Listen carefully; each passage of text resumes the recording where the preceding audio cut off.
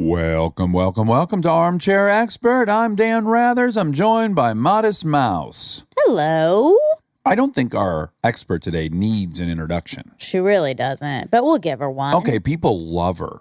I love her. I'm in that list. Esther Perel. Esther Perel. Oh, man. She is a psychotherapist by training. Yes. She's written a couple of very popular New York Times bestselling books, The State of Affairs and Mating in Captivity. Other guests of ours have talked about her. She's an expert in relationships and sexuality. Ooh, we like both those topics. She also has a very exciting podcast called Where Should We Begin, where she actually does therapy with a couple. Yeah, and you get to hear it. And it's been described as almost like a crime episode of a podcast, So which I cool. really like. Yeah. She's incredible. So please enjoy Esther Perel.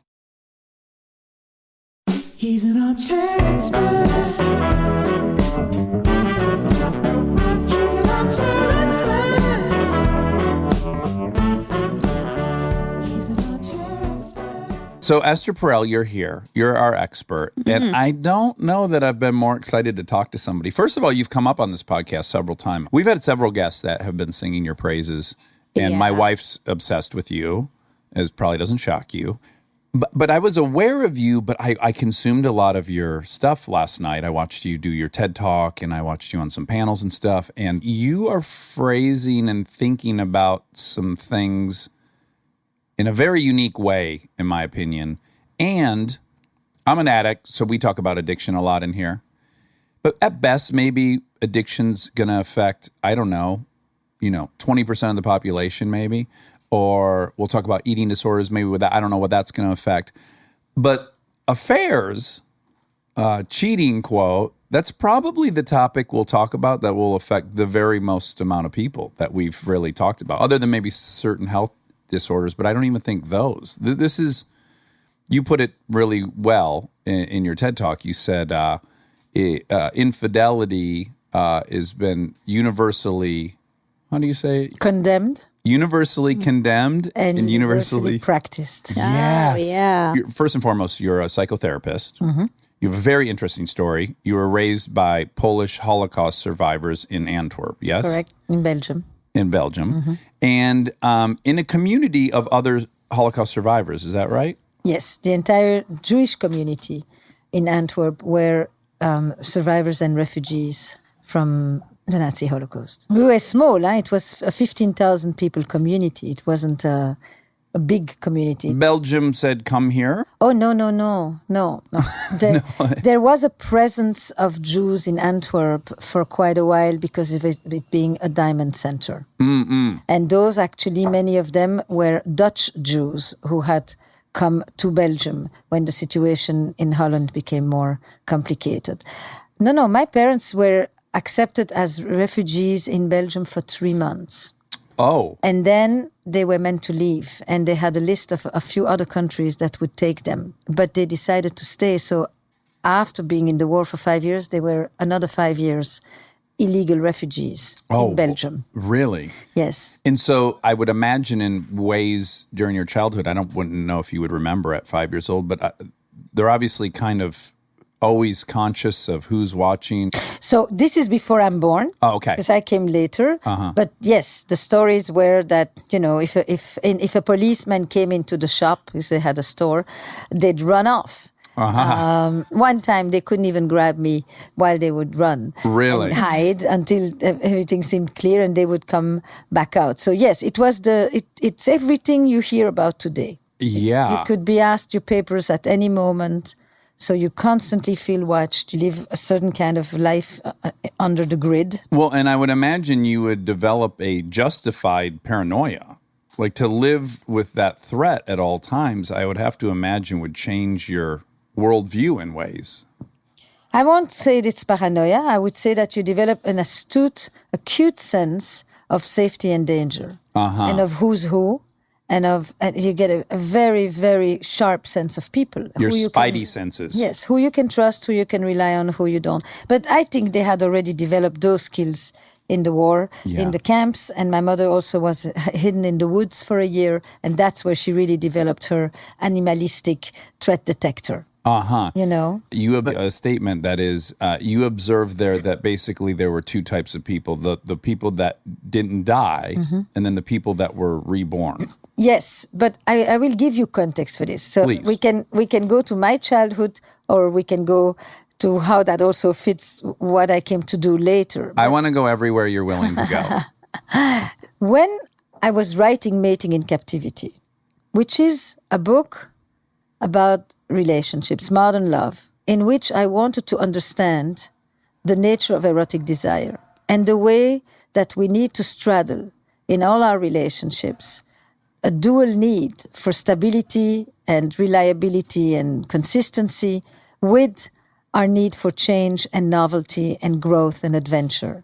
And we do that from the moment we are born. We have to straddle these two fundamental sets of human needs.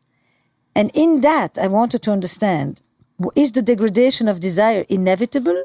What sustains it? What is it? And what is its meaning today in modern relationships? Because we've never spoken that much about desire before. And desire also meant owning the wanting.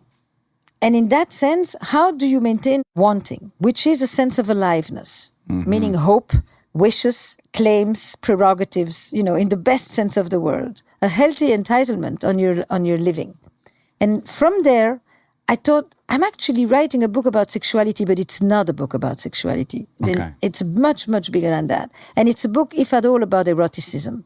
And eroticism, not just in the narrow sexual sense of the word, but in really life force, aliveness, vitality, vibrancy. So Stimulation of any kind, or it involves food, stimulation. travel? It's more existential than that. Okay. What gives you a feeling of aliveness? What's the difference between not being dead and being alive? What's the difference between a couple that survives and a couple that thrives? Or a relationship that survives and a relationship that thrives? What does thriving mean?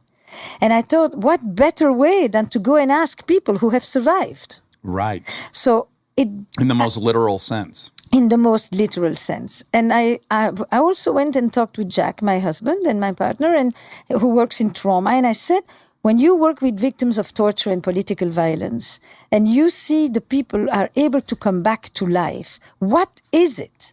What are the signs that a person is not just not dying and not under constant threat and not vigilant, but that they're once again able to open their shoulder, to give and receive, to welcome people close to them, inside of them, to form connections and all of that. And we began to talk about, you know, what it means when people are able to venture out, meaning to take risks, to play, to explore like a child. Yeah. And you can only do that if you feel a basic sense of safety. Then you can go and deal with the unknown. So it is a paradox in a way, right? Because they're a little bit opposed to each other, yet one requires the other. So you have to feel safe and secure to be able to venture out and play.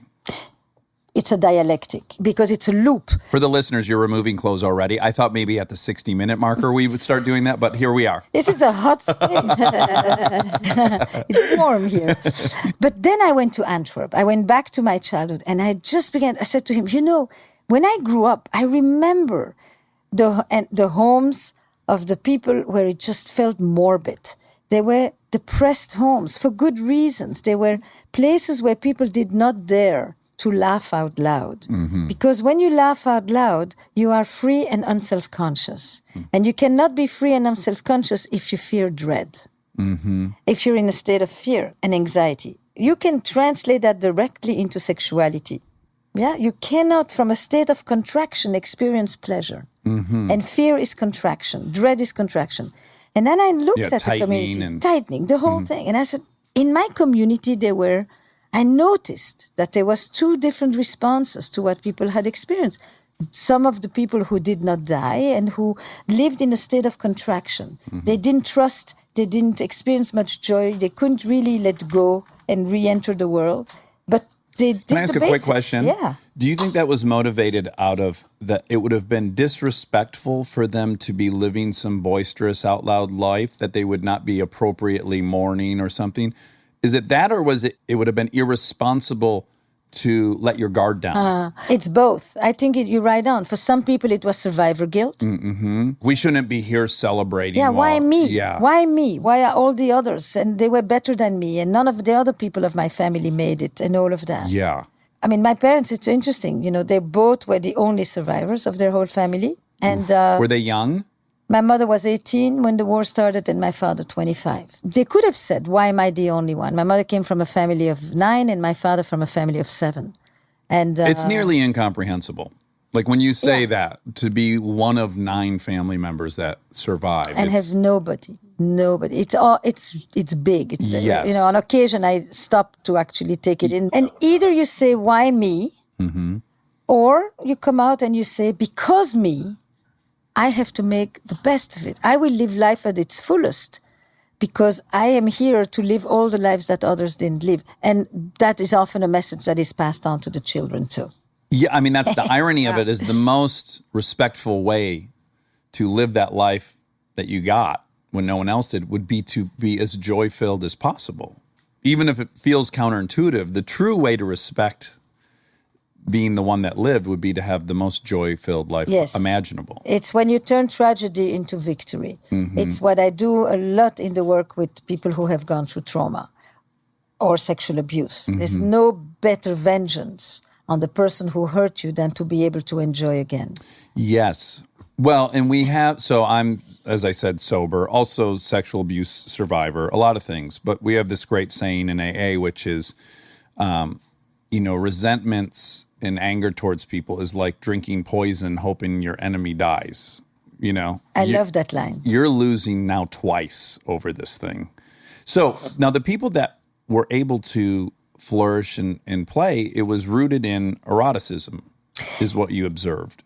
I call it eroticism. Yeah. I mean, let's clearly define that so we know. Right. Because I think of erotic, I think of sex. Sex. That's very, very recent definition of eroticism. Eroticism, eros, is the most literal definition is life force. Was the god of love, but it also, erotic means a force of life. And in the mystical sense of the word, it has a spiritual dimension in which you touch on a kind of an essence, on a sense of aliveness, vitality, vibrancy, radiance. Yeah, okay. The 20th century narrowed it down to something that is much more purely sex, because this is what people also experience in sex. I would define eroticism as the antidote to death. Okay. Because you can have sex and feel nothing. Yeah. Women have done that for centuries. Sure. Yeah. And you can feel erotic and do nothing.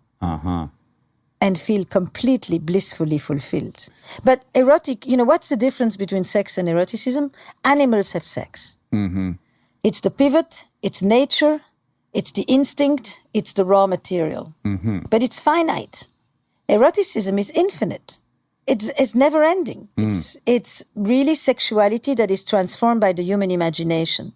And we are the only ones who can have a full experience, blissful, multiple orgasm, whatever you want, and never touch anybody just because we can imagine it. Right. That erotic mind is what gives the poetics to sex. Yeah. Who did you quote that said, we have imagination? You have a great quote from somebody. Proust. Oh, yeah. Yes. What did he say? It is the imagination that is responsible for love, not the other person.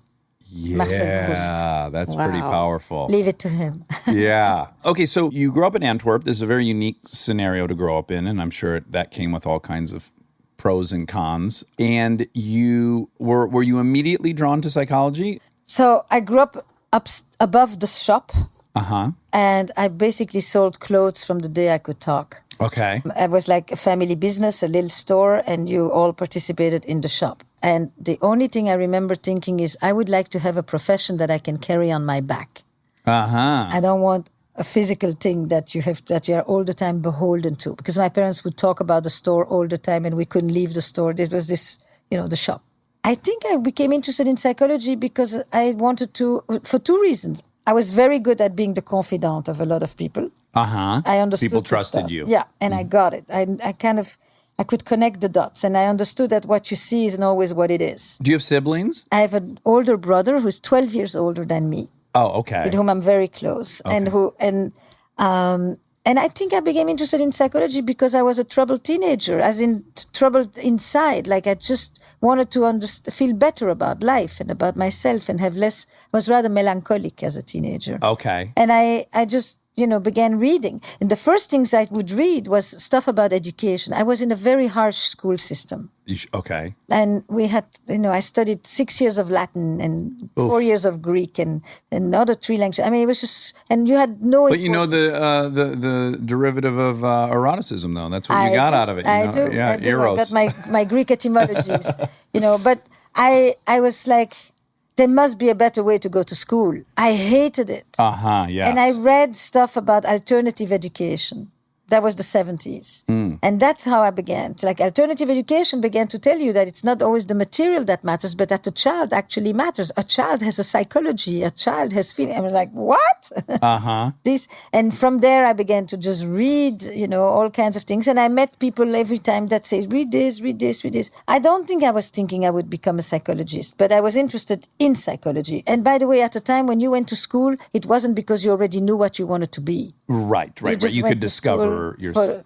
That's kind of how I came to the States. I came to Boston to do graduate school, and nobody had ever come to America, to Boston, to study. It was like all these things. Where in Boston? At Leslie College first, and then I went to work at Mass Mental Health, which was a psychiatric hospital of the Harvard Medical System. Okay.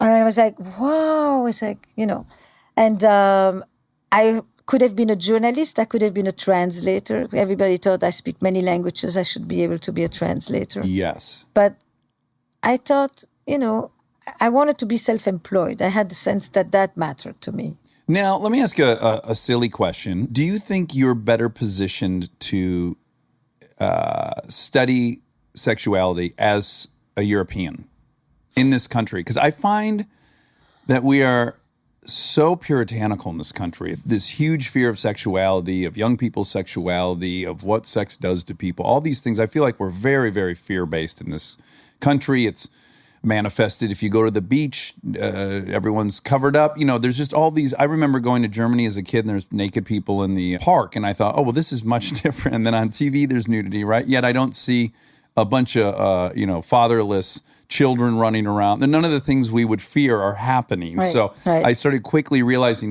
this boogeyman sexuality is just that. It's a boogeyman. So I wonder if you are positioned uniquely to do your work here coming from another I'll answer culture. it to you in two ways. First of all, no, not by definition because I'm European. Because if I take my parents' Polish background, that was not a very enlightened background when it comes to sexuality at all. It was actually complete ignorance. But I lived in Belgium. Right. And I lived from the Flemish part of Belgium, but I was also Francophone. And so I was very much influenced by a French view of relationships, of sexuality, of love, of gender, all of that. That I bring. But I think that is, I would say I typically have always had an outsider's point of view wherever I am. Right. I was outsider in Antwerp. I was outsider when I went to study in Israel. I was outsider in Boston. And I have always, because of my parents' background, looked for, I don't take the given narrative as a given. Yes. Because I think that, I can see power and I can see systems and I can see truths or versions that proliferate as truths.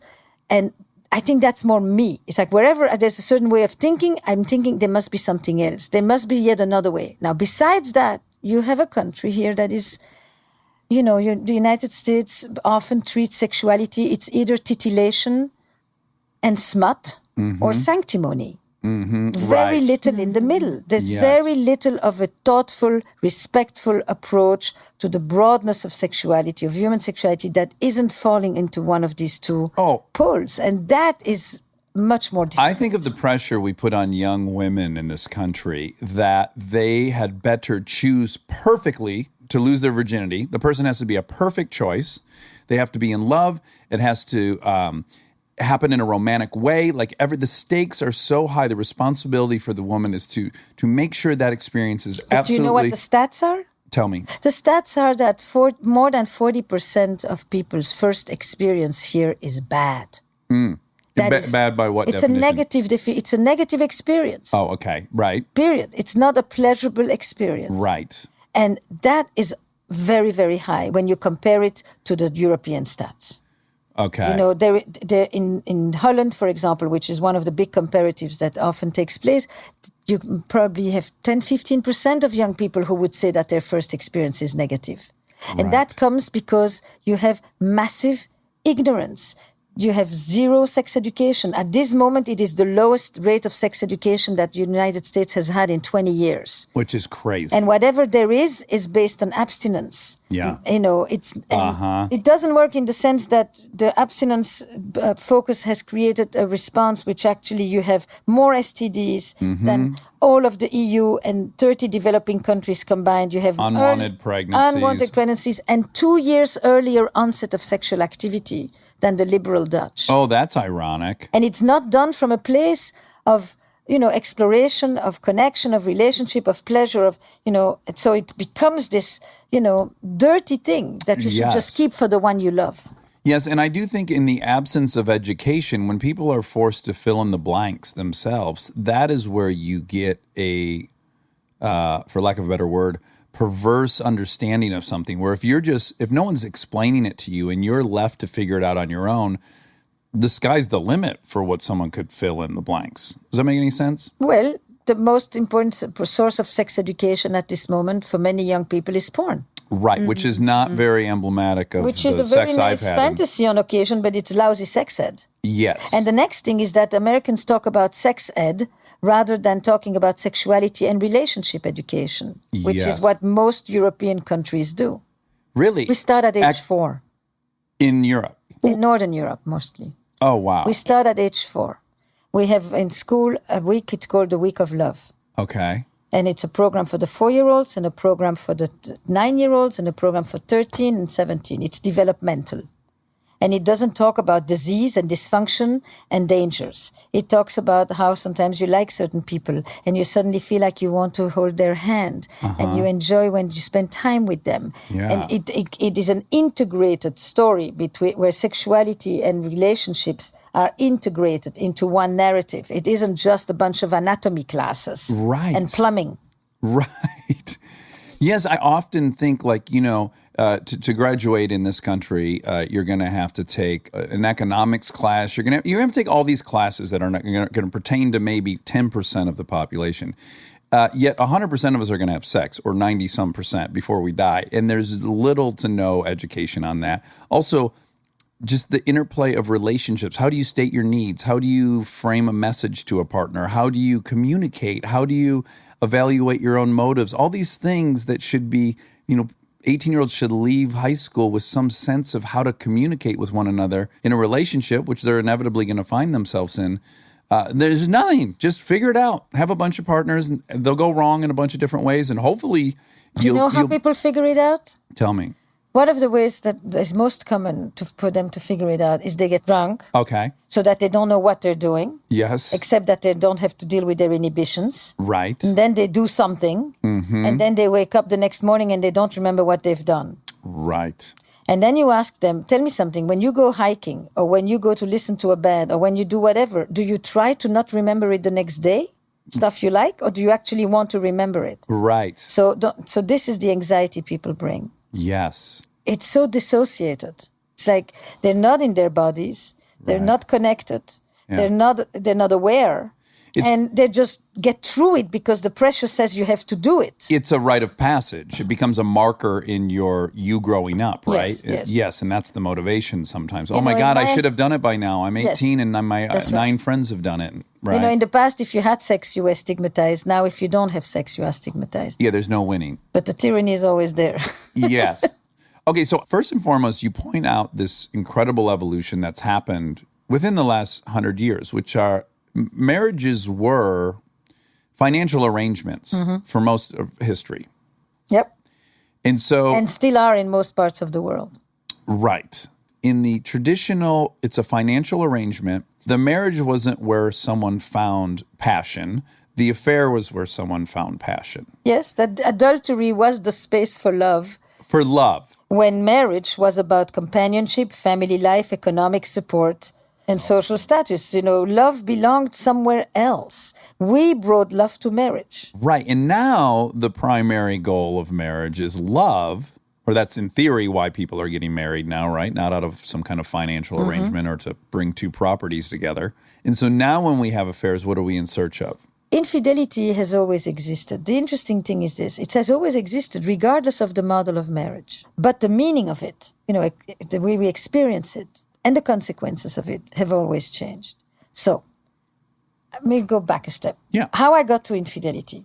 Once I had written Mating, which was like looking at the dilemmas of desire inside relationships, I thought, what happens if desire goes looking elsewhere? I want to continue to track desire. I'm going to be the sleuth detective of desire, and I'm going to see what happens when it leaves the house. Yeah. And I thought, okay, I want to write another take of these modern relationships. And infidelity is the perfect human drama because it encompasses everything. It has lies, secrecy, passion, duplicity, deception, possessiveness, passion, jealousy, vengeance, you name it. It has just about the entire human drama in one story. And if I can capture some of that, then infidelity will be the perfect window to look at all the tensions and the aspirations of romantic relationships at this moment. And that's kind of why I picked infidelity. It's not like I was per se interested in, why people cheat. Right. But why people cheat gives you access to so many important parts of modern relationships. And then I thought it also gives you a story of the social structure and the power structure of gender, because this has never been a gender equal proposition. Men have had the license to cheat practically all over the world with very few consequences. And because of that, people have come in and given all kinds of theories to justify why it's in their nature to do so, as if it's not in the nature of women. Right. Men are fundamentally different from women in that way. And we have no idea, because women have rarely done what they wanted. They've always done what they should and what was making them feel safe and protected. So we are going to begin to see what women really want only now. Right. And then I thought, that gives us access to all the stereotypes about not only why men cheat and why women cheat and how they are so different in their motives, but also the nature of, or what is male sexuality versus what is female sexuality. A bunch of myth. A lot of myth goes in there. A lot of thoughts that are really not founded, that just get... So let's just say one. So one is, men have testosterone that is fuel for sexuality. Women have testosterone too, but therefore, male sexuality is biologically driven. It is uncomplicated, unprompted. They're always up for it, always interested, always looking for an outlet, in perpetual motion. Well, and it's a little bit rooted in evolutionary biology in that, right, a woman can only at best give birth to, I think the record we had in here, we had an evolutionary biologist, 60-something. But, a man could have 2,000 children if he had access to that many women, right? So that's kind of the underpinning of that, right? Yeah, that's one lens. Stay tuned for more Armchair Expert, if you dare.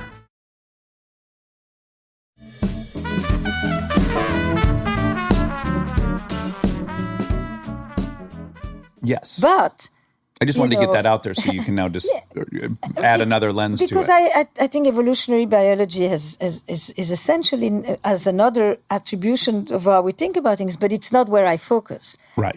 What I don't like is when you say men are creatures of nature and women are creatures of psychology. Male sexuality is simple, female sexuality complex. Male sexuality always interested, women need conditions just right.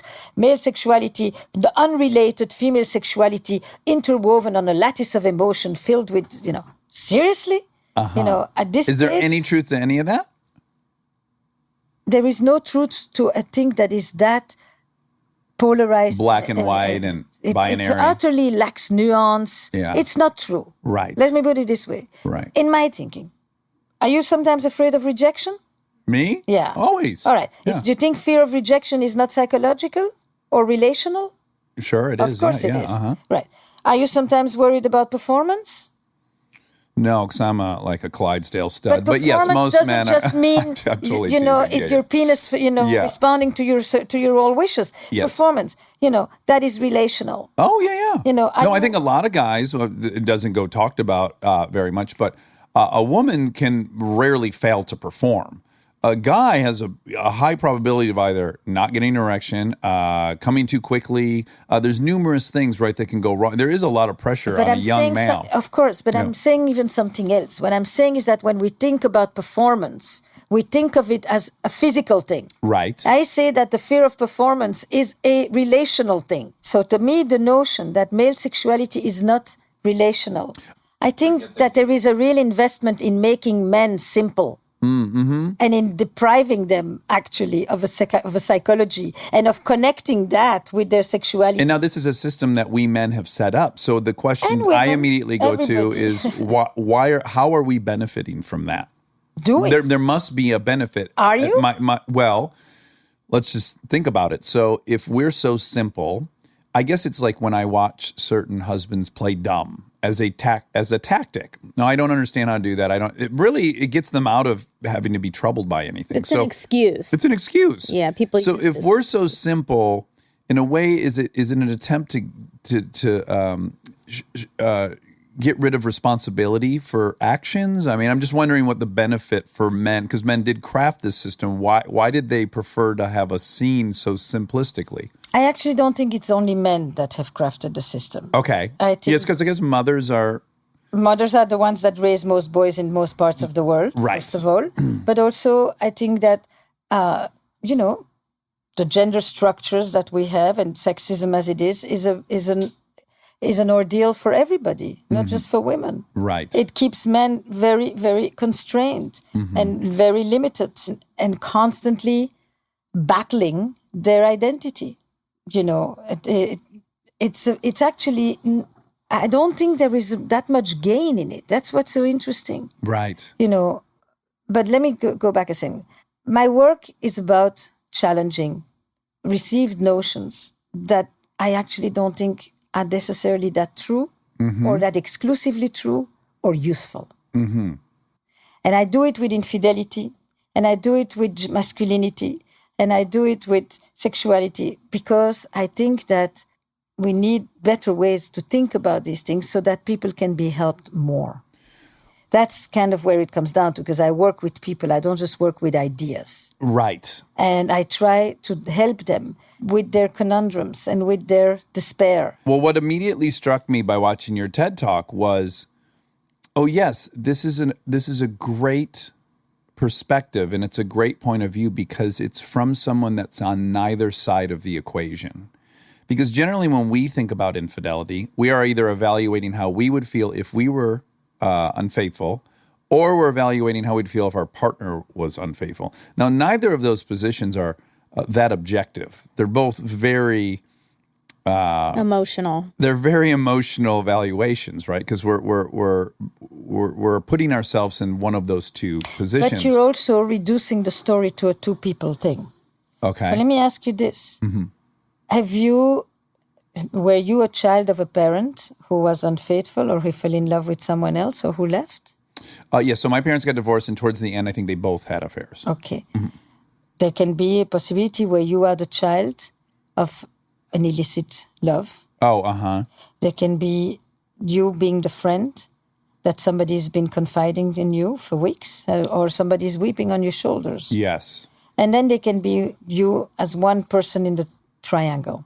And you may have been in every role in your life. You may have been the person who was having an affair or cheated, the person who has been deceived, or the third person in the story. And when you put it together like that, you actually have 90% of the people in most of my audiences raising their hand. That in one way or another, they've been affected by an affair. And then you realize that you're not talking about a story of two people. Infidelity is family stories, it's intergenerational legacies, it's secrets that carry across, and it's societal. It's not just the story of a cheater and a betrayed person. It's really not a useful frame. Right. And from then you start to then I can be much more open.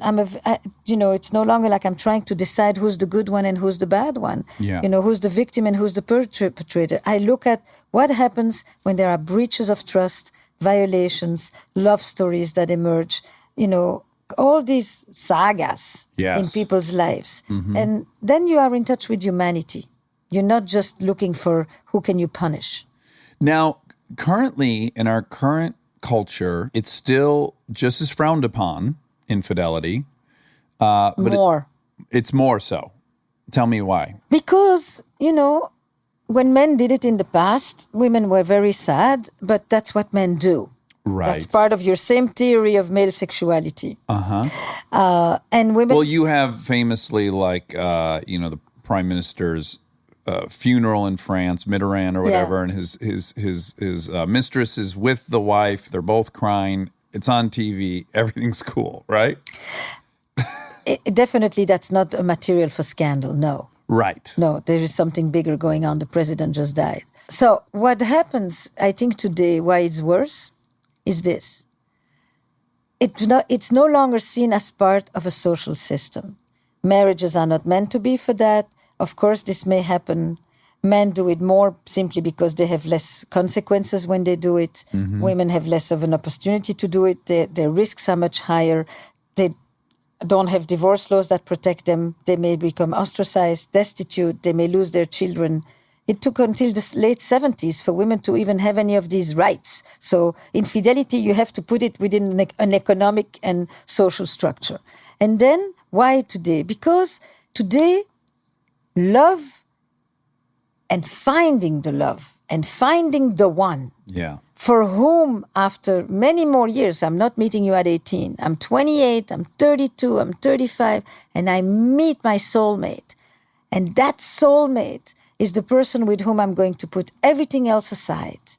And I can delete my apps, and I finally have found you, and I'm everything for you, and you're everything for me. Because that word everything means very different when I've had 15 years of nomadism where I've been sampling around. Yes. Well, you pointed out, monogamy used to mean one partner. Yeah. And now it means one partner at a time, which is new. Yes, but that goes in it. So if that's the case, then exclusivity is something very different. If I don't have to marry in order to have sex for the first time. Yes. But I marry and I stop having sex with others. Right. Or I love you and we become a committed relationship. It doesn't have to involve marriage. Exclusivity means something very different when you've had 15 years of many partners versus when you're the first and the last. Same word, completely different life. So why is it worse today? Because it's not meant to happen. Because if I found the one, then it's not meant to happen. It's no longer considered as something that can happen in a relationship. And therefore, if you betray me, if you cheat on me, if you lie to me, it's a crisis of identity. It's not just, it hurts. It's who am I? It wasn't supposed to be my life. That's not what I count for. I didn't wait for 10 years to get that. I didn't give up on all these other people for you to do that to me. Yes. The sense of outrage about it, the sense of it's the ultimate betrayal. And it's the first time in history that people divorce because of infidelity. That was never the case. It is the ultimate betrayal. There is no other thing you can do to me for which I tell you at every minute, get the fuck out. Get out. Leave. No, you can be mistreated. You can be somebody who doesn't show up for weeks on end. You can have somebody who drinks nonstop. Nobody says just like that, leave. Well, okay, great. So and you pointed this out, which is we had a transition where the most shameful thing that could have happened to you in the 40s is that you would have gotten divorced. Yeah. And nowadays, the most shameful thing you could do is stay with a partner who's cheated on you. It's not in the 40s. It's 70s. The divorce laws, the no-fault divorce, is in the, I forgot the exact date now, but it's late 60s, early 70s. Okay. So that's a big flip. That's a radical change. Because in the past, marriage was for family. So if you cheated on me, I was upset, but the family came first. Right. Today, the survival of the family depends on one thing only in the West, and that's the happiness of the couple. Couple not happy, no family. That's priority number one. And do you think that's wrong or right? I think it is. Yeah. It just is. She's an anthropologist at heart. I can see it. That's right. Yeah. It is. I mean, Yeah. I think The relationships, what we look for in our relationships has completely changed. We've never expected more from our relationships than we do now. And there's something beautiful about that. And when you have it, it's a very different thing than in the past. Till death do you apart. And if you were miserable, you were stuck. You had nowhere to go. Yeah. So I don't answer, is this good or is this bad? It is an evolution and it comes with a lot of things. I think the idea that people could actually get out of a marriage is a revolution. It's a godsend. There's still, in 9 countries still, if you are a female who's unfaithful, you could be looking at jail time or, right? You generally are stoned or burned. Stoned or burned.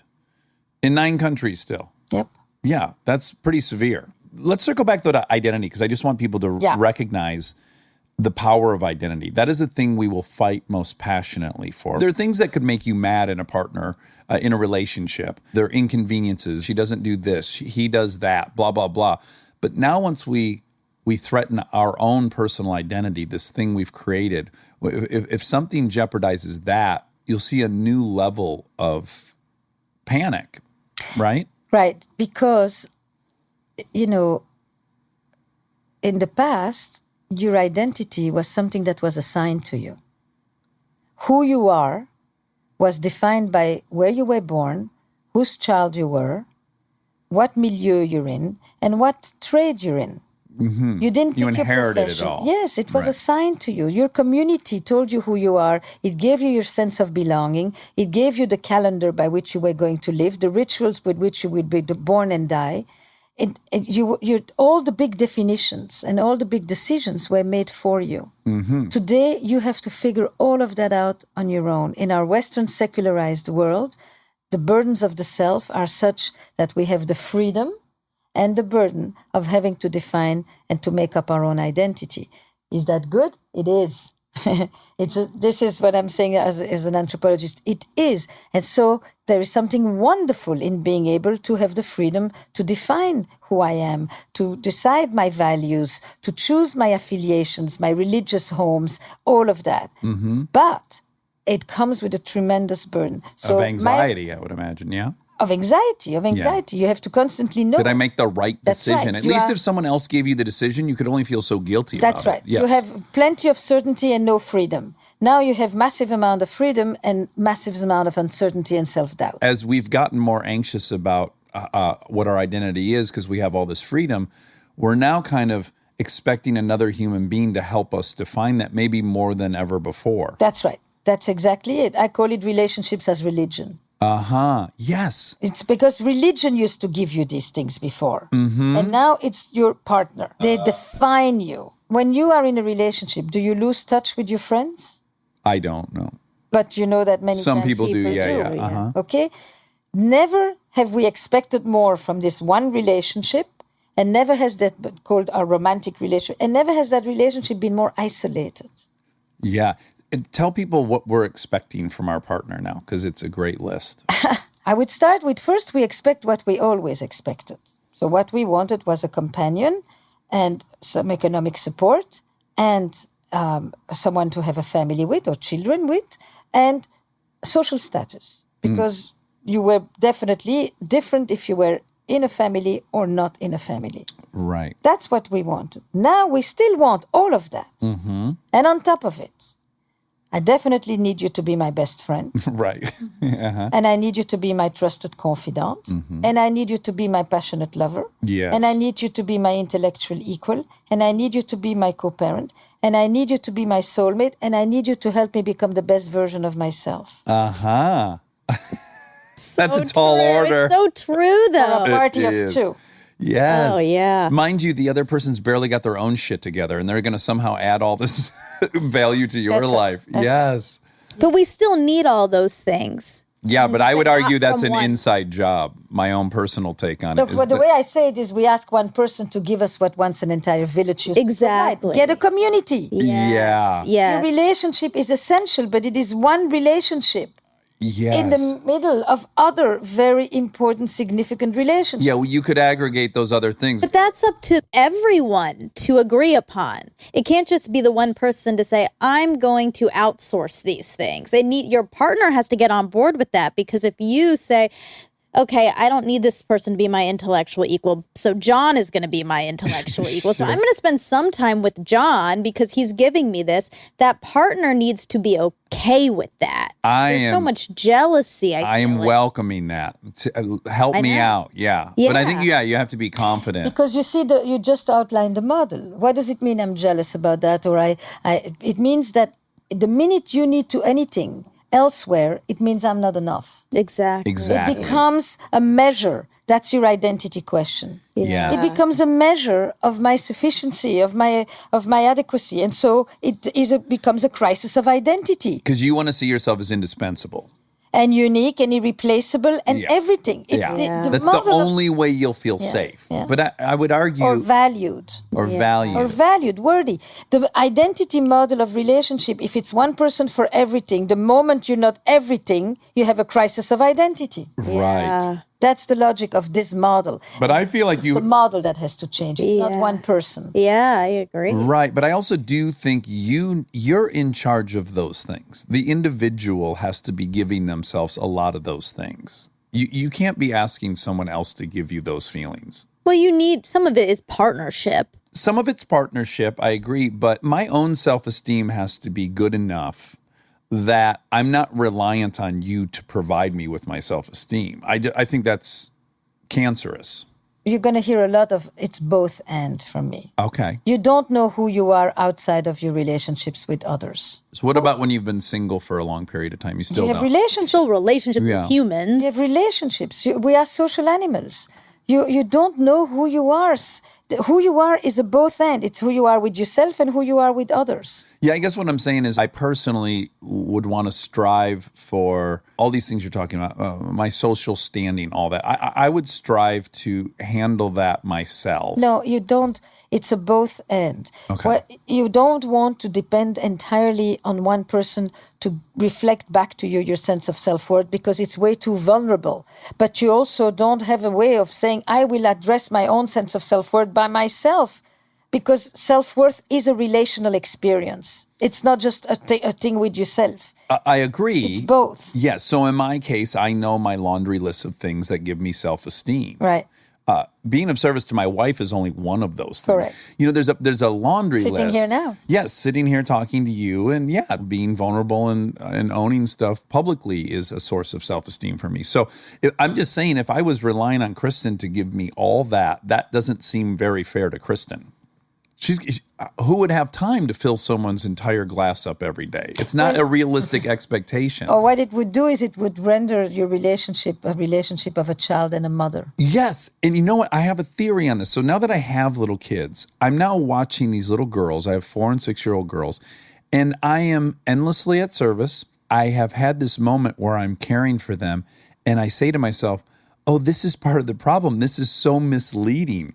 These girls will grow up and expect that they will find a partner who's going to do all this stuff unconditionally, have no expectations in return. And that's what we're all looking for. We're all weirdly wanting a mom or a dad who just unconditionally loves us. We can be little fucking brats when we want to. We can do all this stuff, and yet the arms will always be open. But that's not a realistic expectation in a relationship. Your partner isn't a parent. But I think we all a little bit are looking for that. We're looking for just blind, open, unconditional, you can do anything and you're still welcome in my lap, when that's not how a relationship between two autonomous adults works. That's a fantasy that people have sometimes, but what people really want is that when they do something, that it be noticed. Uh-huh. The reality of what people want in relationships from their parents. Mm-hmm. And we have asked many times the questions, what is something that you would have wanted more of in your family, or something that you had wished for? And it's not about I wanted to be. I've never actually heard people talk about they wanted to be unconditionally loved. That is on the fantasy level. In the reality of their life, what they really wanted was to be noticed, was to be seen, was that if they did do something that it would be appreciated, was not to be endlessly criticized or told that it wasn't good enough, or that, they could do better all the time. In reality, people actually know that what they want is a very important thing that actually they deserve to get. You know, the 4-year-old is a different story, but older, what people missed in their experiences, you know, was either attention. Look, most trauma of childhood, you could kind of put on a continuum of attention. They either got too little. Okay, I wanted to give, a concrete example, which Yeah. is I have dated girls with no father, and I have dated girls with the perfect father.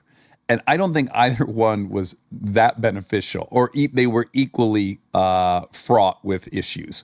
Because The one with no parent, any approval was enough approval, and the seeking approval and all that. I don't think that's healthy. On the other hand, someone who's raised as a princess who no matter what she did, dad still loved, and she could be an asshole and dad never gave her any consequence. I can't be in a relationship with that person. Like, I'm sorry, when you're a pig and you're this, no, yes, I don't like being with you as much. I hate to break it to you. My love is conditional. My affection for you is conditional. You have to behave a certain way in a relationship or I don't want to be in it. Right. So it's a false, I'm just saying it's a little bit of a white lie that this unconditional love, it is conditional, as it should be. We should have boundaries. We should have expectations. We should have to meet people's needs. We shouldn't just float through and get unconditional love. We should have to earn it. Right? I'm with you. I mean, I don't usually go with the word conditional. I think love is relational. And therefore, it means that you have to think about the other. It's not just the other fawning over you and, Right. and blowing up your ego. Yes, you know. worshiping at the altar of you. So that's why I'm saying it's too much attention, too little attention. Right. And being a parent, it's really hard to find that sweet spot where Yeah. it's like I'm giving this child confidence and a feeling of safety, and yet I'm also letting them know you're not that cute. You still have to behave a certain way, That's or right. no one's going to want to be around you. That's right. That's a hard tightrope to walk. It'd be presumptuous to think that you'd be interested, but I do think my own past might interest you a little bit, which is I had a very serious girlfriend in high school. We were together for 5 years. 3 of the years I lived here and she lived back in Detroit. And we got realistic. What I'd say realistic is that we both have needs. We both want to cuddle people. We want to kiss. I had my first open relationship at 20 years old, maybe even younger. My conclusion at the end of that relationship was she loved me every bit as much post her having been with other guys as she did before. I saw no impact on how much she loved me or I loved her. My next relationship, I was 21, she was 19, and I said, here's my history. I'm bad at this. I'd rather not have that expectation because I like you and I'd like to be with you. We decided if I don't know what happens, I don't care. That was kind of the parameters. And we were together for 9 years, and it was a wonderful, amazing relationship. The one thing I can own that it was destructive was it's so hard to maintain a sexual relationship. In a relationship, I think that requires the most work and the most vulnerable work, and all of our fears are on the table. And when you don't have to do that work to be satiated, you won't. So I do think it definitely destroyed our sex life.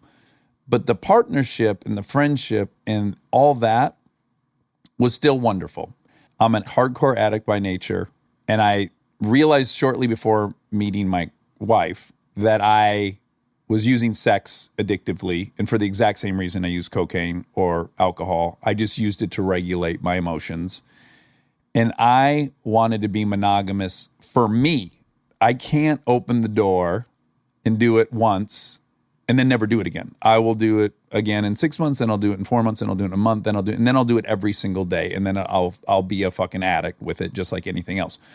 Because that's been my experience in relationships, I have a view of monogamy I'm a little critical of it. I think it's interesting that that's the number one priority in a relationship. When I think of what I want from my wife, I list 10 things. That's number 10. I would way rather have her had oral sex in Atlanta and I didn't know about it and is still present with me and gives me quality time and all my needs are met. I think it's a little outweighted in our culture, which is not to say I'm not pro-affair. I'm not pro-polygamy. I'm not pro anything. I think it occupies a much bigger. I think there's a lot of very insightful things you say. I mean, it's what I was saying before. It has become the ultimate betrayal. And the question is why? Look, for all of history, people didn't go elsewhere.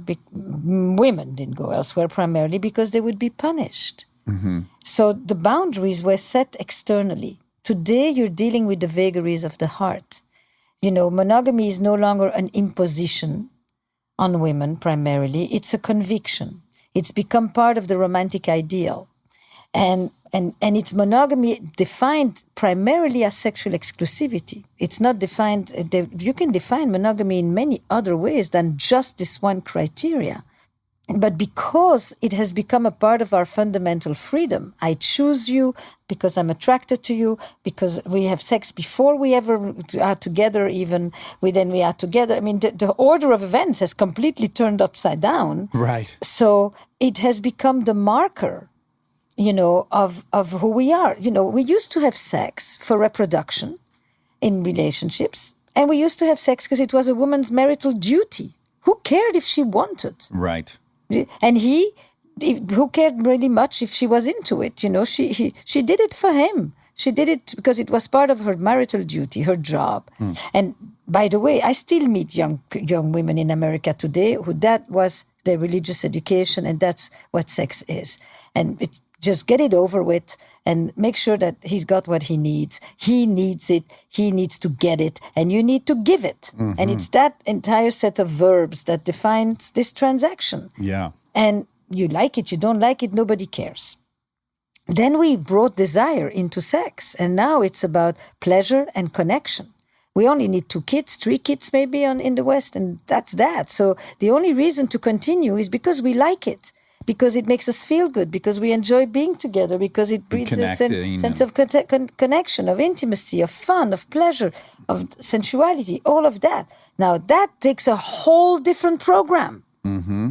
And how you stay with that, and how you deal with the fact that you may have all kinds of roaming desires. I don't think people in the past had less desires, but when you were afraid that you could get pregnant instantly, you just didn't go. Yeah, the stakes were too high. The stakes were very different. Mm-hmm. It's not that human nature has fundamentally shifted in 100 years. And you'd be ostracized permanently from your community, perhaps. You know, all of that. Yeah. All of that. Stay tuned for more Armchair Expert, if you dare.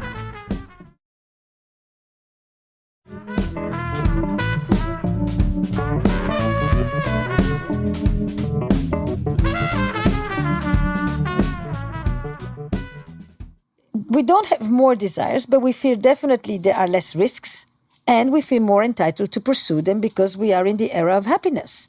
And I deserve to be happy, and I deserve to pursue my desires. So now how do you keep them on the inside? Becomes a whole different story, you know, and it becomes the threat of abandonment. It's become a real essential measure of my value, of my narcissistic value. You know, am I everything? Yeah. And am I enough? And if you do this, it's a sign that I am not. And it's too bad, because it makes a lot of people question themselves and go into all kinds of crises about their own self-worth, rather than, you know, what's going on here? What's going on in this relationship? What's going on? You know, your wife and you're in a different stage. You have kids. She is different from you. You're in a different state in your mind. And sex meant certain things for you that it doesn't mean in the same way for other people. I think that's another thing that we need to ask people is, what does sex mean for you? Yeah. Not what do you do and are you getting laid? What does sex mean for you? Yeah, for me, it's validation. Okay. Yeah. Okay. I mean, it's very clear. Like I have friends who have gone to prostitutes, and I go, oh, that doesn't work for me, because really all I'm looking for is the validation. Mm-hmm. So the exchange with a prostitute just doesn't work for me. Or a strip club doesn't work for me, because I'm not desiring just the physical thing. I want the approval. And it's interesting. I have lots of friends that that's not what they're looking for. That's right. They're looking to have a physical experience solely, which is interesting. And there's a range of things. That's why, and once you start to ask that question, it becomes it's an endlessly fascinating conversation. You know, what's the currency? What's the transaction? I mean, I repeat this all the time. I don't think sex is just something you do. It's a place you go. Mentally, physically, inside yourself, with another or others, where you go. And what you say is where you go is in the validation. I am worthy, I am seen, I am liked, I am good, I'm desired, I'm attracted, people want me, they seek my presence. Yeah. You know, that's a whole set of things that come through this one channel. This one channel, you know. Now, people love to ask you, like, what percentage of people cheat, right? And you point out, which is great, is that's almost impossible to get a number on, because what is cheating? Is it sex? Is it oral sex? Is it an emotional affair? Is it sexting? Is it watching pornography? So because of that, we can't really say. Mm-hmm. The numbers are very high. The numbers have not necessarily changed as much for men. They have doubled for women. Mm-hmm. The gap between men and women is very small. It's Who were those 10%. Men having sex with? That's exactly what I say all the time. Yeah, like, was it one woman was servicing 5 guys? It's the only way the math works out. But, you know, men don't always go to women. And women don't always go to men. We should not forget that. Okay, good. You know, yeah. That who you live with is not necessarily always just who you are attracted to. That's true. Or who you want to have sex with. So it's the pool is bigger. But the interesting thing is this. In the past, you didn't have to define what is infidelity. It was kind of clear. There was a baby that came out a few months later, and it didn't resemble you. Right. You know. Yeah. But now that we have contraception and we have this whole new shift at the borders, where people draw the lines is actually a conversation. It's not like I can answer this. Right. It's really people having to talk about this stuff with each other. And those are sexual conversations that partners need to have. I had a conversation last night with a group of women of the kind that you rarely have. I mean, really people just talked at a level of openness that was remarkable. One of the things that was interesting is that the vast majority of them had never had these conversations with their partner. I mean, they've been living for 10 and more years with the same person. They have actually never had a conversation about their sexual relationship with each other. Mm-hmm. Yeah, it's an astounding thing. Well, there's a few reasons why that's tricky. It's just the apex of vulnerability, I think. And it's a topic that you've learned to be silent about most of your life here. Yeah, there's a couple things. I think there's the fears everyone brings into it, but then I also think there's like, for a male, in this conventional male way, there's this very thin line between vulnerability and neediness. The balance, the weird little balance in a sexual relationship is so tenuous. That's for females too. Right. To be attractive to one another. You don't, like. Do you know why? Tell me. Because it's the distinction between an adult relationship and a parental relationship. If you need, then it's more difficult to want. If you need, you elicit caretaking. If you elicit caretaking, you elicit mothering or which parenting. Is anti-sexual. You don't want sex in the family, no. Yes. It's not meant to be taking place there. No. So the fine line is to maintain a relationship of adults is that people, of course, they have needs, but it's a kind of neediness of childlike that elicits a form of caretaking. And caretaking is very loving, but it's not particularly sexy. Let me give you an example. Sometimes a man would ask, how was it? Oh, And mostly women know if the question is, how was it for you? Yeah. Versus, how was I? Oh. And when he asks, how was I? Yeah. He's asking for reassurance. That's very different of... That's like a little boy. He wants to, did I look cool on my bike? It can be. Yeah. It can be. Yeah, it's a lady bone kill. Okay. We'd say, yeah. Versus, how are you? Right. I'm interested in you. And so the issue is all about confidence. Right. You can have needs, but it's very subtle, this thing. But every woman knows when she has entered caretaking role. Every man knows when he's taking caretaking role. And unless it is fetishized and then people can experience this sexually. Wearing a then, diaper or you know, something, yeah. But otherwise, people these are two separate relational tracks. Right. They're two different paradigms. Wait, but real quick, because when you brought up your do you have an opinion on open relationships? Whether they're productive? Or... You know, I start by saying I have never thought about these things in terms of open and closed. It's the same idea. It's like the door, you know. It's like it's either a closed door or it's not the way relationships operate, you know. That's why I began to talk about the fact that the whole meaning of monogamy has gone through massive transformations. Mm-hmm. You know, you're not monogamous in your memory. Right. You're not monogamous in your fantasies. Right. So you're only monogamous in a portion of your life. Yeah. Now, people need to negotiate boundaries, period. Yeah. You know, do they even share their fantasies with each other? Do they share their past with each other? That's all part of open and closed. So in the end, for me, open is about the openness of the conversation.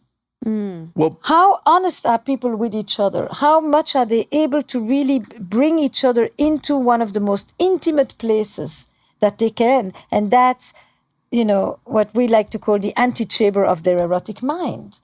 That's a place that is way more intimate than entering orifices. Right. You know, you can enter those and there is absolutely nothing happening between these two people on an emotional level. Yeah. So that's the conversation people need to have. By the notion of having relationships that are not sexually exclusive, that are monogamous on an emotional level, on a commitment of a primacy of the relationship, but it's a relational contract. It's not just about sexual exclusivity.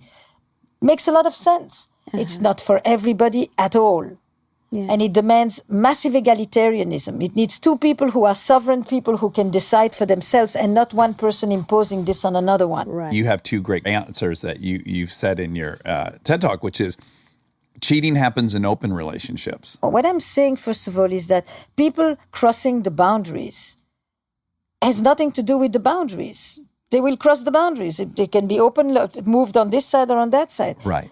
Transgression seems to be part of relationship spirit. I do not think that consensual non-monogamy is just as a matter of protecting oneself against infidelity. It's not a protection device. It's a philosophy. It's a way of thinking about the meaning of sexuality, the meaning of freedom inside relationships, the centrality of the individual within a relationship of people. That's the concept. Yeah. You know, if this is not an important part of your life, then it's not a negotiation that matters. Right. And it is progressive in the sense that it says there cannot be a one-size-fits-all. Mm-hmm. That's the more important piece here. We need multiple models, not if this is the right model versus that one. It's that there is a sense today that relationships are self-determined or determined by the people who are in it, since they're no longer prescribed by the social structure. Then you need to think consciously about what that means, what are the implications for you, and at what stage of your life are you. And maybe this is something that you find very attractive at 22 and not at 42 and then again at 62. Mm-hmm. These things are not static. Right. We are not people who are either this or that. You know? And once we create a different ecology for this whole thing, then we can have many conversations about the fact that today, since people are free to meet others before they are together, some people also want to experience the desire or the right to be free inside the relationship. And for many people, that makes a lot of sense. They want to create a partnership, and that partnership is not just defined by the sexual exclusivity. It's a much bigger story. But you have an amazing quote. I wrote it down because I liked it so much. You said, affairs aren't always someone turning away from their partner towards someone else, but toward a different side of themselves, away from who they've become. I'll let you elaborate on that. I think it was really one of the great discoveries when I wrote The State of Affairs. You know, I spent 10 years exploring work. I mean, this is thousands of couples here and abroad. And the one word that people would tell me when I would talk with people who had been unfaithful, who had strayed, and they would say, I felt alive. They didn't talk about sex particularly. I felt alive. I felt like I had reconnected with, first of all, my will, because by definition, when you stray, you are acting selfishly. It's for you. It's for nobody else, you know. And I'm not justifying a thing, but I understood what they were trying to tell me. The power of the transgression, of having broken outside of their own rules. And then, of course, you ask, why? Why? Because many of these people had been faithful for decades. These are not chronic philanderers. Why would you risk losing everything? For what? What made you do this? And why now? And that's when they began to hear this line that kept coming back. It's not that I wanted to leave my partner. I'm actually quite happy in my relationship. You know, there's lots of infidelities that have to do with the discontents of a marriage. Sure. Period. But there's a whole other group of people that come in and say, I love my life. I love my partner. We have a great family. And then, you know, it's not that I wanted to leave the person that I am with. It's that I wanted to leave who I had become. I was looking for parts of me that I just had lost and didn't know where they had gone. It was years since I had felt this, that, whatever it was, the specific. I had been a mother for all these years, a father, a caregiver. I've taken care of my parents. I just felt like I was trapped or like I was lifeless. That's what I mean by the erotic as an antidote to deadness. Yes. That's it. That's the definition here. And this is what they were highlighting. your mind goes immediately to, my partner wanted that person. They wanted that person more than they wanted me. But just knowing that in some cases, or maybe often, your partner wanted a part of them. You know, this thing is very important, because then you know what you need to do when you want to help people. Phase one, if this happens, is that I have to acknowledge that I hurt you. Yeah. Period. I have And then to I be able regret to own hurting that. you. Yes, it's about the remorse and the guilt for hurting the other person. You've got to acknowledge that. Phase two is you ask me, what was this about? And that's when I understood that the meaning of the affair is what's at stake and not the details and the sordid facts. Because then, of course, it will hurt me still, but it's very different. Because if you tell me that, I can sometimes say, I too have had that feeling. I just didn't do it. Right. I didn't give myself the permission, or it would never have crossed my mind to hurt you in this way. But the thought, the experience itself of longing, of yearning. Affairs are about betrayal and violation of trust, and they are also about longing and loss and yearning. And longing and loss and yearning for what? For intensity, for youth, for a sense of freedom, for a reconnecting with possibility, for an ability to finally step out of one's own choking, and all of that. And that's much better for people to understand about their partner than to just think, you wanted somebody else but me. Yeah, and again, many people that are going through this right now won't have access to a great therapist or the means by which to pay for that. So I really want to double back on that. So asking your partner, why were you attracted to her? How good was the sex? Was she better than me? Was he better than me? Did he have a bigger dick? All these things. Those do not go down that path. No, because it keeps you awake the whole night, and you will obsess and you will feel miserable, and it won't help you actually understand, what am I going to do now in my relationship? But great questions are, why did this happen? Why are you looking for it? Is there something that you felt there that you just could not bring home? Why do you feel like you could not tell me those things? What was it about, being with someone who was like that person that allowed you to do that? Did you think about us? How did you feel when you came home? Because the assumption is, of course, that people are just having a great time. No, often people are having a lot of complex, contradictory feelings. They feel guilty, they feel ashamed, and they feel like they're having a divine intervention all at the same time. It's a bit of a mindfuck, this whole thing. It's not a simple plot, Yeah. But when I heard you say you're turning towards a different side of yourself, it kind of put into words something I experienced, which was, I've seen many times, I've said this on here before, but I've seen a lot of people in AA who are having a hard time getting any kind of sobriety think, when my kid arrives, my wife's pregnant, when my kid arrives, I will stop because there'll be something more important than me.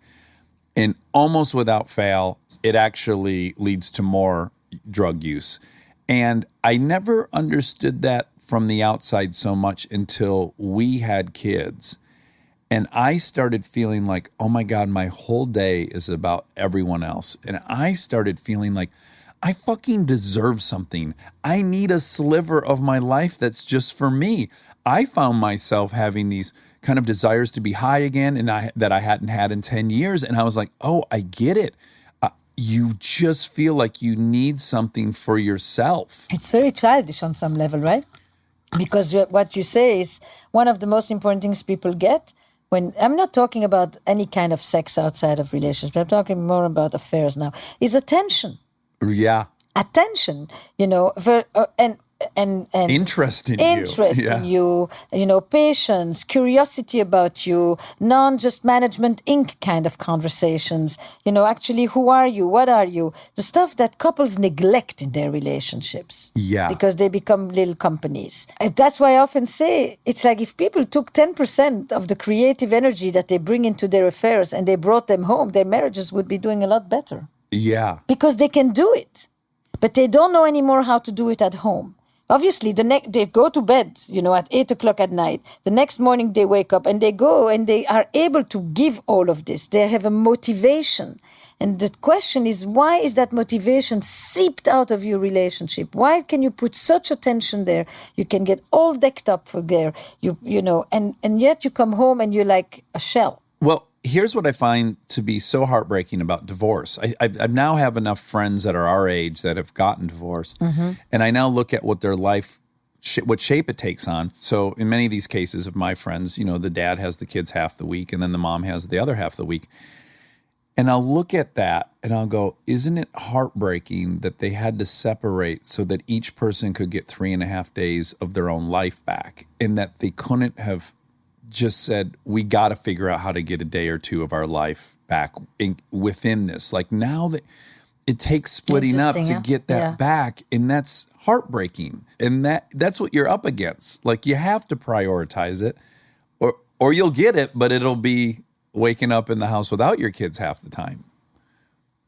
I think it's very interesting observation. Now they can give that time to someone else. Each of those people can give 3.5 days of their week to some other person that didn't build all that with them. And that person receives that. Yet the poor partner, that was never an option. And it's sad, because I think in many of these cases, had those people had 3 days to themselves, they could have kept going. Right. But what it points out to, for me, is there is enormous conventionality and conformity of many people's marital relations. It's an amazing thing in the age of entrepreneurship and people rethinking and disrupting everything. This is one organization, one institution where there is not enough creativity. Yeah. And there is such pressure on not changing anything. And if you try to do anything a little bit different, people instantly want to define it as well. It's like your question: is it open? It's like, what category are you in? Where do you position yourself? Yeah. As if these things are so set. We're not allowing people to explore. Take a month and do 3 days and see what happens. Right. You hate family vacations. Who says you have to go on vacation with 3 screaming kids in the back of a car? Yeah. A good friend of mine said that's not vacation, it's parenting in a different setting. And it's funny because you feel a little bit like you're being a bad parent if you were to carve out that time, but I would argue the option is divorce then. Is that a better parenting technique? It's an issue of the current zeitgeist around parenting. And by the way, it never was called parenting. It was called parenthood. It was an identity, not a verb. Oh. You were a parent. You didn't do parenting. So here's the thing.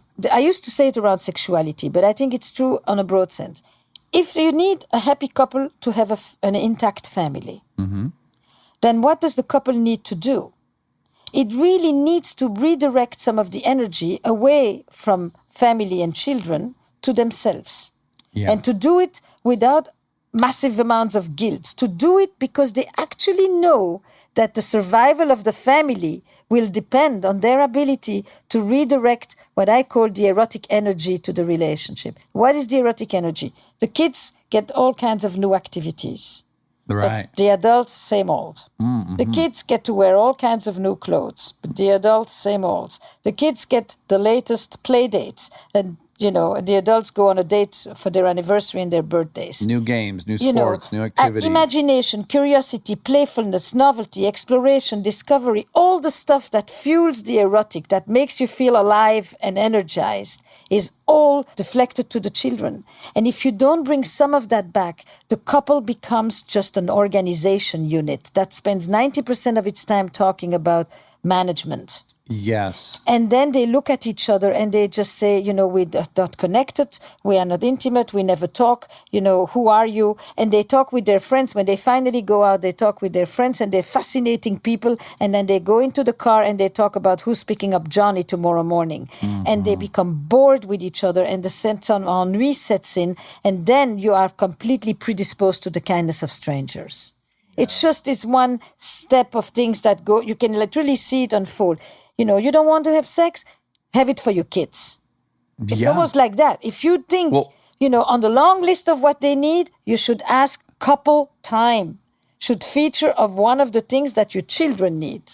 Yeah. Well, I like the analogy of when you're on the airplane, they tell you, put your mask on before you put your kid's mask on. So I think in that way, you're doing your kids a favor by making your relationship as good as possible. Like in AA again, it's like, sorry, sobriety is going to be number one. It's got to be above family because without sobriety, there is no family. Correct. Which feels counterintuitive, but without sobriety first, there's nothing else for us.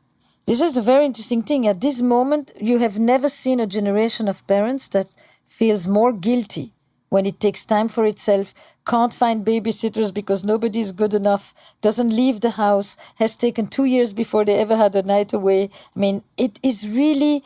The hierarchy has changed. It's the child, there's an unprecedented child centrality that has reached an apex of folly, and it is really crippling to the couples. Yes. Period. I'm straight sure. families. I think the judgment on parent from other parents, it's the new steps of the church. I couldn't agree more. There's so much shaming going on.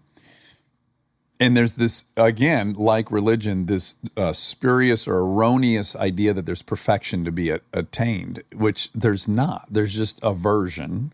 You can try to be good as you can be, but there's no perfect doing this. It's this combination between people have never had so many aspirations and then so often felt so bad about themselves.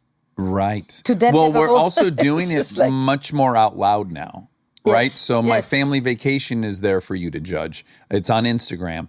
It's on Twitter. It's on all this stuff. So people are seeing sections of your life that they wouldn't have normally seen. It's not true. When I say the steps of the church, is because there has always been the central square of any village. Anywhere you go in Europe, there is a central square. And in that central square, you saw everybody and you knew exactly what was going on in every neighbor's house. Uh-huh. So people were always judged. They were held accountable. You could hear every fight in the neighbor's house. Right. So I think actually you have more of an ability these days. While you have more of an ability to hide, and while your friends can... how many of your friends divorced and you didn't even see it coming?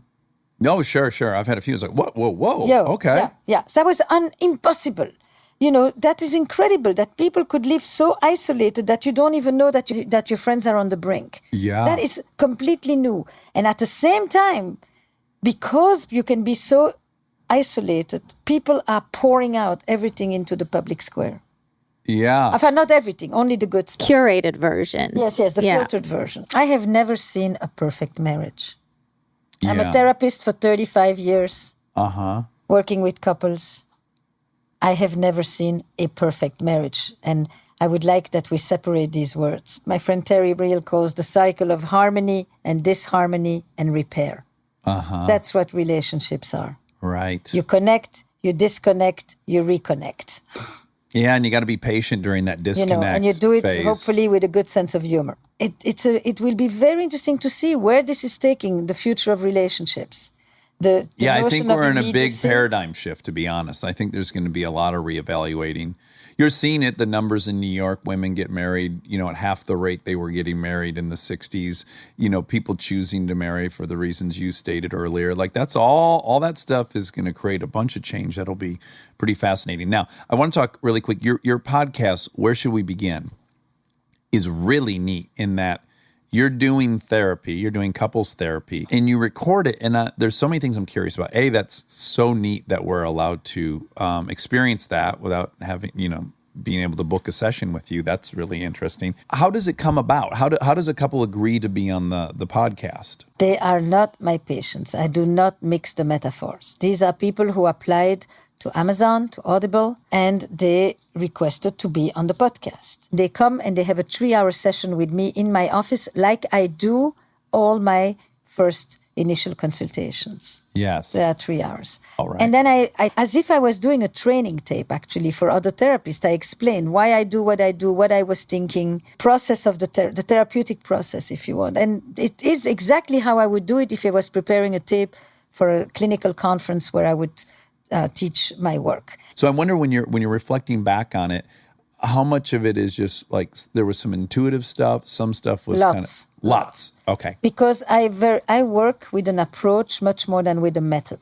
Okay. And I have a way of thinking, I have a way of connecting the dots, and I have a certain way of going non-linear when I try to understand what is going on here. There is, of course, many decades of training and theories and understandings that are inside, but I'm not following a protocol. I'm a little bit like a tailor, and I do fittings, and no two sessions are the same. In a way, I'm inviting you to enter into the couples therapy of another couple in a way that you never have. This is everything that you never heard about this couple, of friends of yours that they didn't tell you for years, that you would actually be hearing. I would imagine that's so comforting to hear that other people are struggling in the way we all struggle. It's people say, on the one hand, they've never been there. They've never gone in the backstage of another couple. They've never seen what happens behind closed doors. And here they are.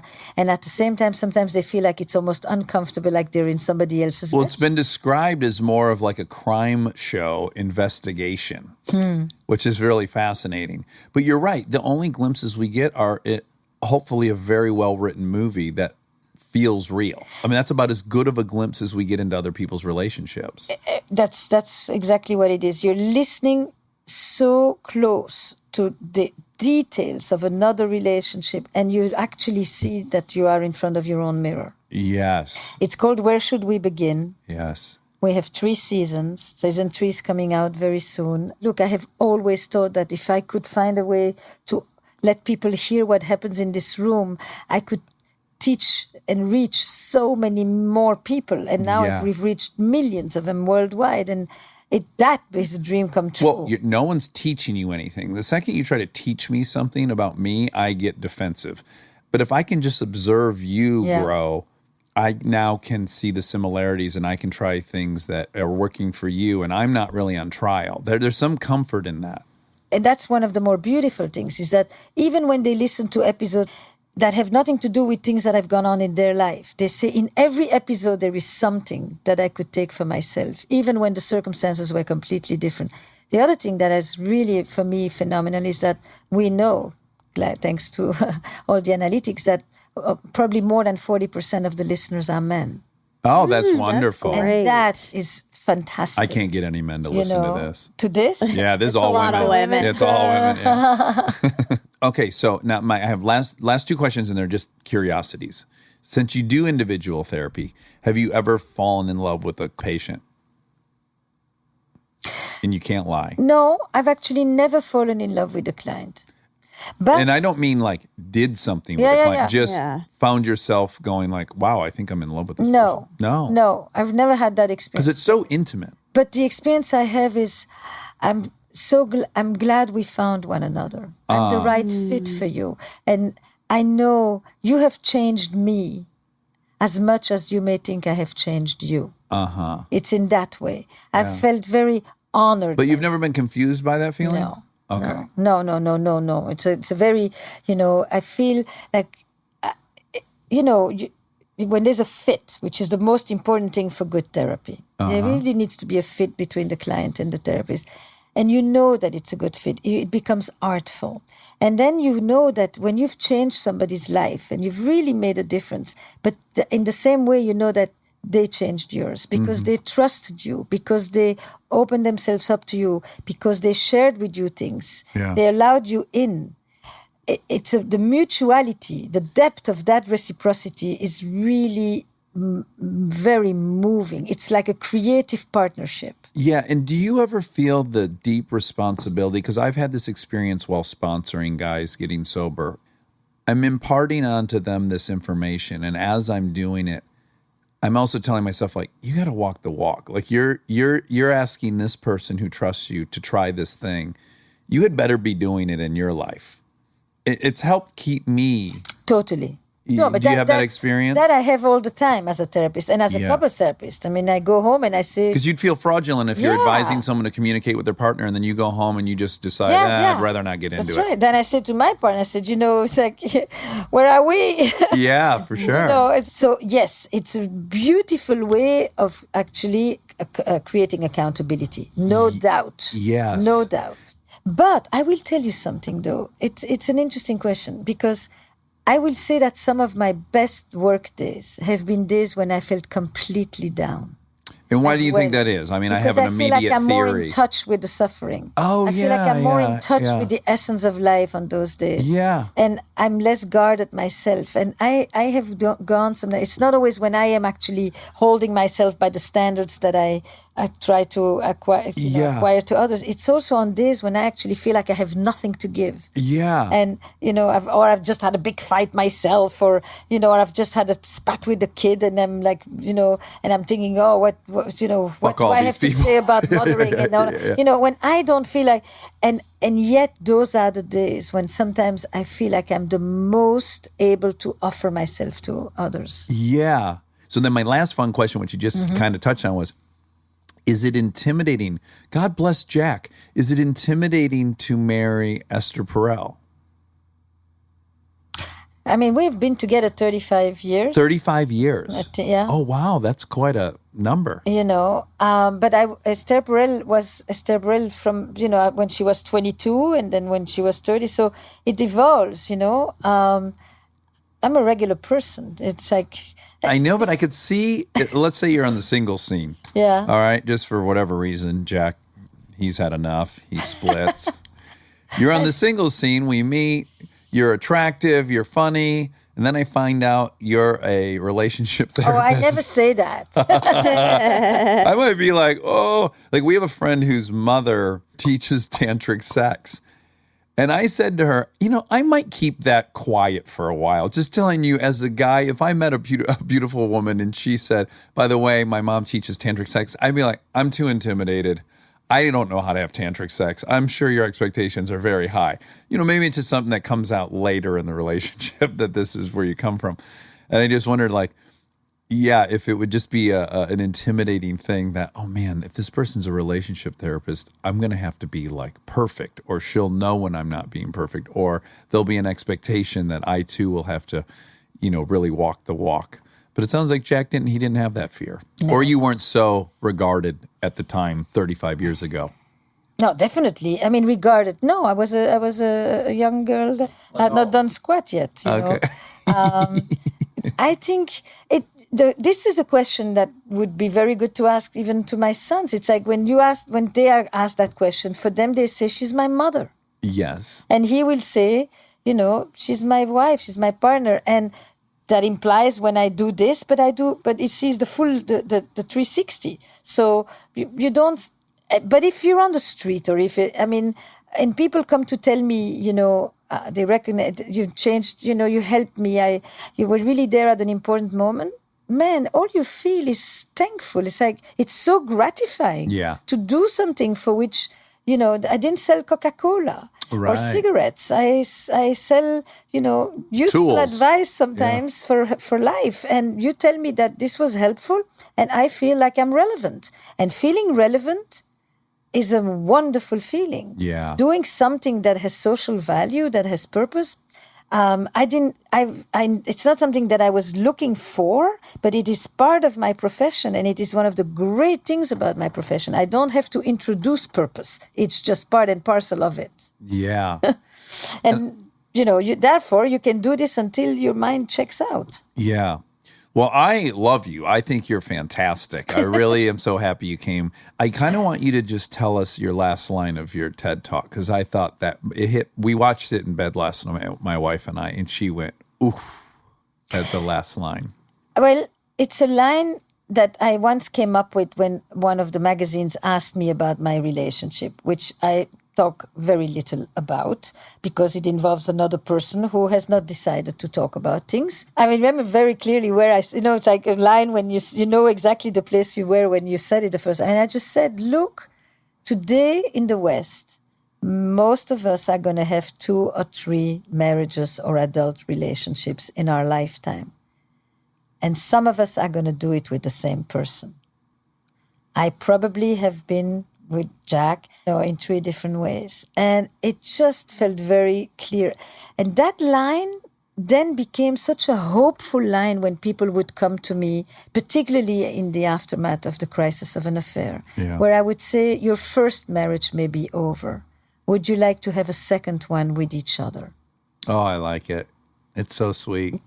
It's also subversively proactive. Let go of trying to get back the thing you had, and let's create something new, because there's really no going back to what you had. No, that's correct. We got to mourn that. We got to accept that. And now we can go forward in some other direction. That's right. Well, thank you so much. It's a pleasure. What a pleasure. Oh, and I also just want to say that you have a online workshop called Rekindling Desire. It's estherperel.com. And what Rekindling Desire is basically me taking particularly mating in captivity, and saying, okay, you read it, now let me take you and tell you what you can do. Action. So you can listen to it alone or with your partner, and I take you through a whole series of exercises, and so you can put it into practice. And we all want to keep the flame going in one way or another. And this is one way that I can contribute to help you, keep the flame. That's great. Thank you so much. I sure hope we get to talk again. Maybe Chris and I will come on with code names into your podcast and let you analyze us. That would be fantastic. All right. Bye-bye. Wonderful. Thank you. And now my favorite part of the show, the fact check with my soulmate, Monica Padman.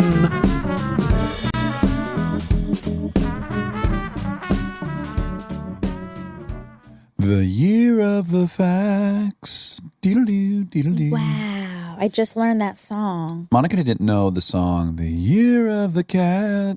Still don't. I'm so impressed that gentleman tackled a song entitled The Year of the Cat and pull it off. It's almost impossible. Well, why? Well, let's workshop this. So we're friends. Hey, Monica, what's up? Been working on a new song. I think you're going to love it. Oh, how long is this going to take? I'm in the middle of laundry. Oh, I just wanted to drop the title of it. Oh, all right. Yeah. Okay.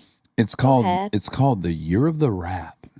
Oh, okay. Sounds cool. Does it? I don't know about rats. Rats are a little bit off-putting. Okay. I'm up to suggestions. Maybe The Year of the Dog.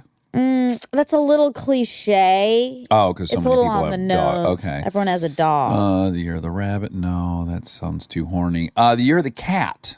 Okay, I like it. You know what's funny is out of all those, that's the title I like the least. Yet in its Really? execution, I'd way rather hear a song about the Year of the Dog.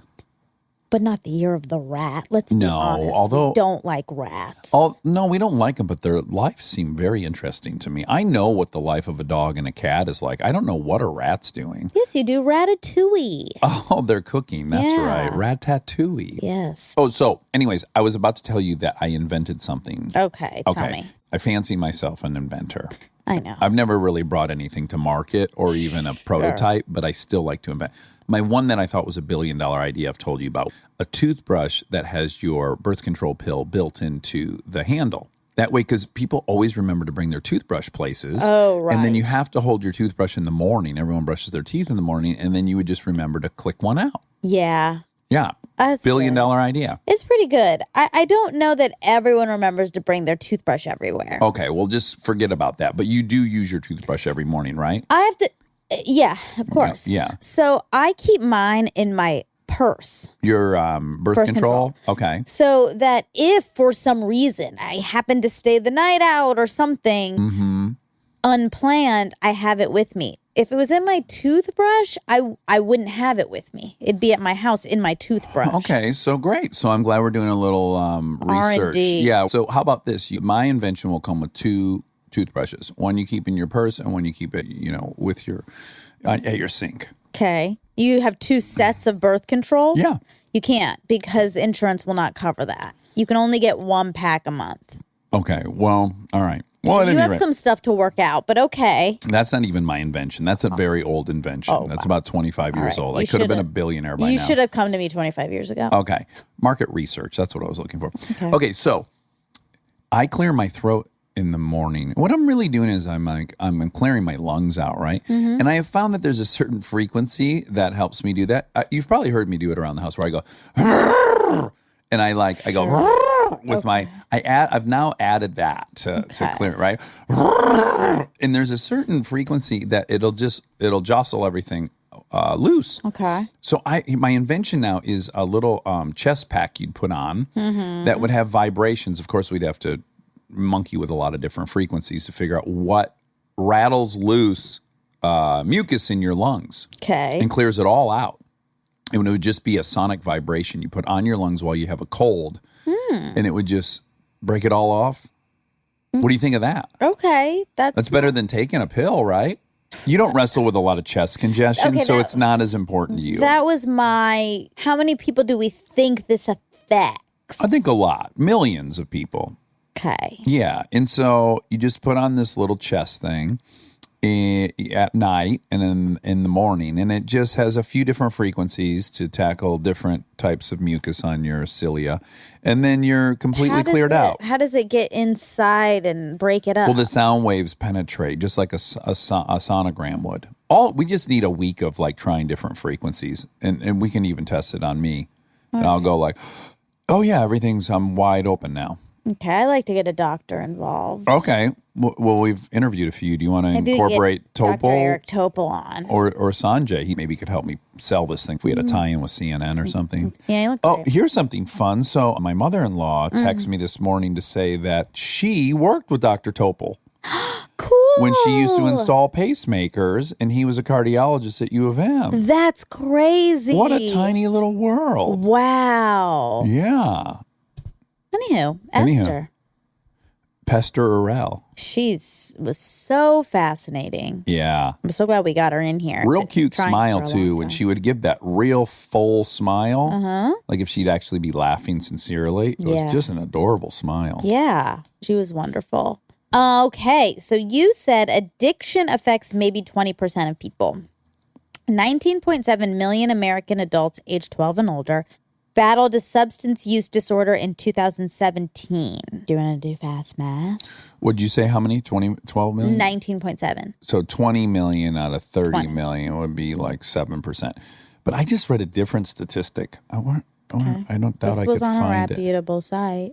I believe you. I believe that the site said it, and I believe you read it. I also independently saw something a couple days ago from somewhere reputable that had that rate at like 18% for addiction. It's certainly a very hard thing for them to determine. Yes, for sure. About 38% of adults in 2017 battled an illicit drug use disorder. Of those addicts. That's true. Yeah. So we can probably assume that the majority of the rest is alcohol. Or exercise addiction. Oh, I wonder if they are including substance use disorder. Oh, okay. I think that's low. Okay. As far as people, what do you think? People with alcohol issues, only 7%?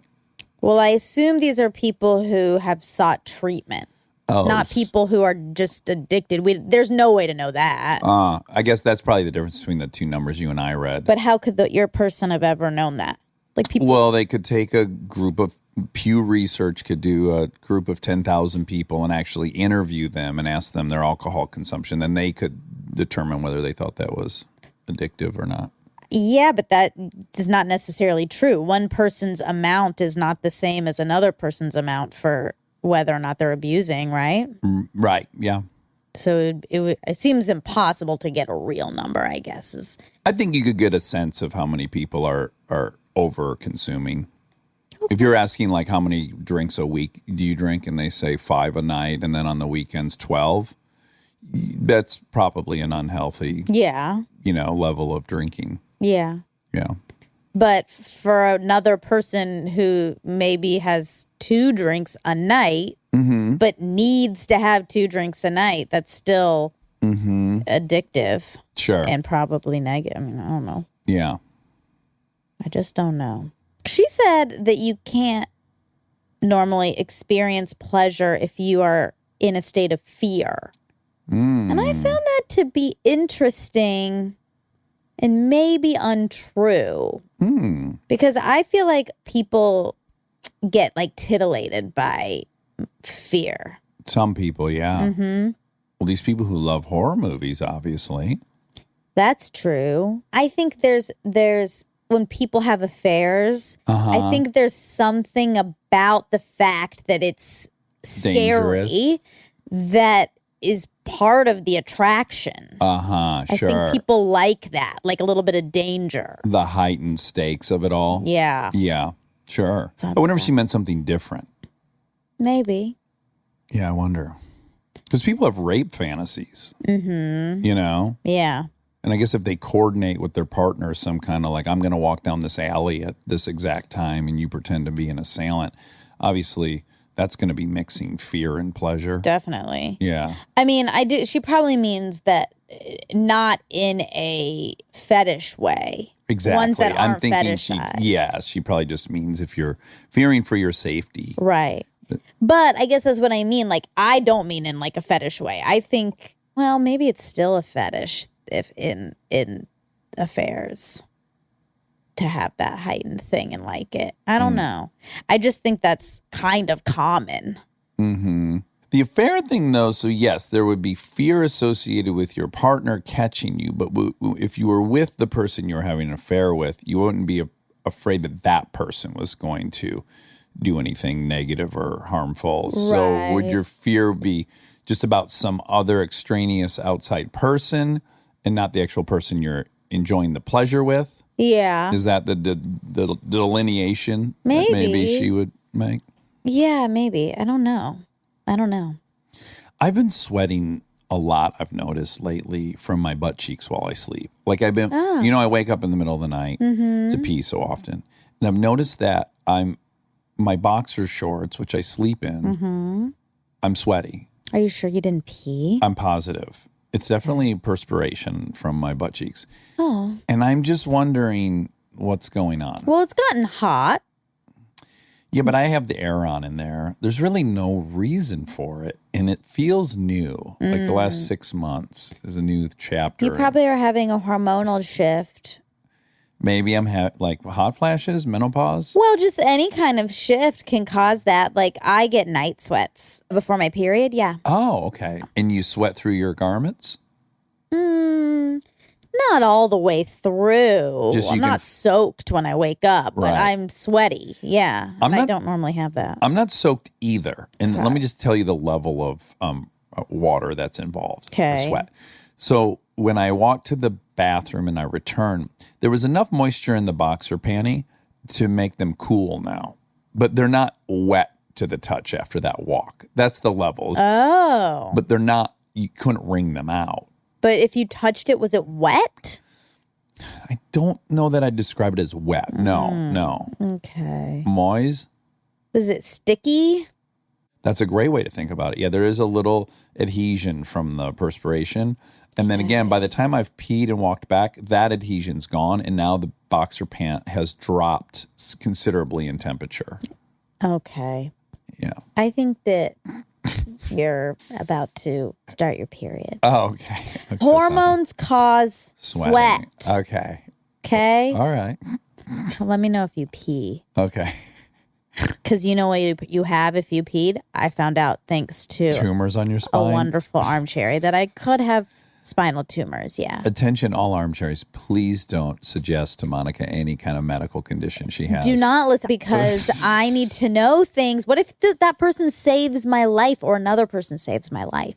You'll be happy about that. Maybe. Of course I will.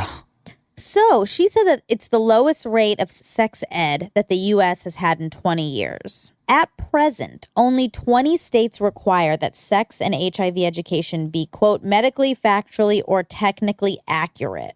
Oh, boy. I know. What the hell? Meanwhile, the definition of what's, quote, medically accurate can vary by state. While some states may require approval of the curriculum by the Department of Health, other states allow materials to be distributed that are based on information from published sources that are revered by the medical industry. The lack of a streamlined process can lead to the distribution of incorrect information. Healthline and the Sexuality Information and Education Council of the United States, an organization dedicated to promoting sexual education, conducted a survey that looked at the state of sexual health in the U.S. In our survey, which polled more than 1,000 Americans, only 12% of respondents 60 years old and older received some form of sexual education in school. Meanwhile, only 33% of people between 18 and 29 years old have reported having any.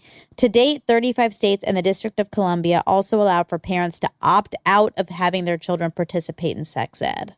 Oh, geez. So it's not a great state of affairs. With sex ed. No. I guess I personally don't understand everyone's crazy fear about talking to children about sex. You can watch an animal show with them. They see two lions fucking. They have no problem with it. They get it. It's no big deal. And then just because us humans are walking bipedal, it's an issue. I don't understand everyone's embarrassment or timidity. They're just embarrassed. They're shamed and embarrassed to talk about sex. I don't get it. Maybe they're afraid that the kids will start trying it if they know. No, I think people scapegoat that. I just think they personally are nervous and feel awkward to talk about it with their kids. Maybe. You can barely get adults to talk about sex to each other. So the last thing you want to do is talk to a 7-year-old about it. I guess. I don't know. I mean, I feel like people are talking about sex. They're not. We have friends and we're like, have you talked about knowing they should never see an adult's penis other than dad's? No, that's a good idea. We should do that. Yeah. You can say that to your kid at any age. You should never see an adult's penis other than dad's. Yeah. If you do, you need to tell mom and dad about it. And you need to leave the room. You know, like, yeah, definitely. That's for some reason a very hard conversation for people to have with their kids. I think they're not. I do think most people just aren't thinking about that. It's not that they're actively not saying it. I just think it's not. Well, I think every parent has a fear of their kid being molested. I'm sure. Yeah, so if you have a healthy fear of your kid being molested, then you should be, from day one explaining what that means. Yeah, I agree with you. I just mean, I don't think it's at the forefront of people's minds, maybe as much as it is yours, because you experienced that. That's possible. I don't think it's that. I think it's either they feel awkward bringing it up, or B, they think, oh no, I don't want to tell them about I want to protect them from the world. Like, I don't want them to know that we live in a world where adults sometimes prey on kids. Sure. I think that's a big element of it. Like, it's too young to introduce them to that reality. Yeah, I'm sure that's a part of it. Yeah, but I would argue it is reality. You can choose not to introduce them to it, but you're just opening them up to be a victim of it. Yeah. The reality is the reality, and it's okay. It's okay to explain. Some people are sick. There's a lot of us on this planet. Some of us are sick, and some of us abuse other people. Yeah. Yeah. No, I think that's good. I guess, yeah. I do think people don't want to, because just like they don't want to show them scary movies, like then there's a fear you're sort of imparting that affects you, because then they can't sleep, and then they're talking about it, they're worried. That makes a lot more sense to me. Yeah. Because first of all, it's fake. The movie is fake. It's been constructed to elicit fear in you. Mm-hmm. So it's not reality at all, nor is a kid ever going to find themselves in a horror movie. Yeah. But they find themselves in reality all day, every day. I just mean, I think they're worried about putting fear into their kids. Right. That will then affect them. I mean, I think you're right. I think the kids need to know as soon as possible. Yeah.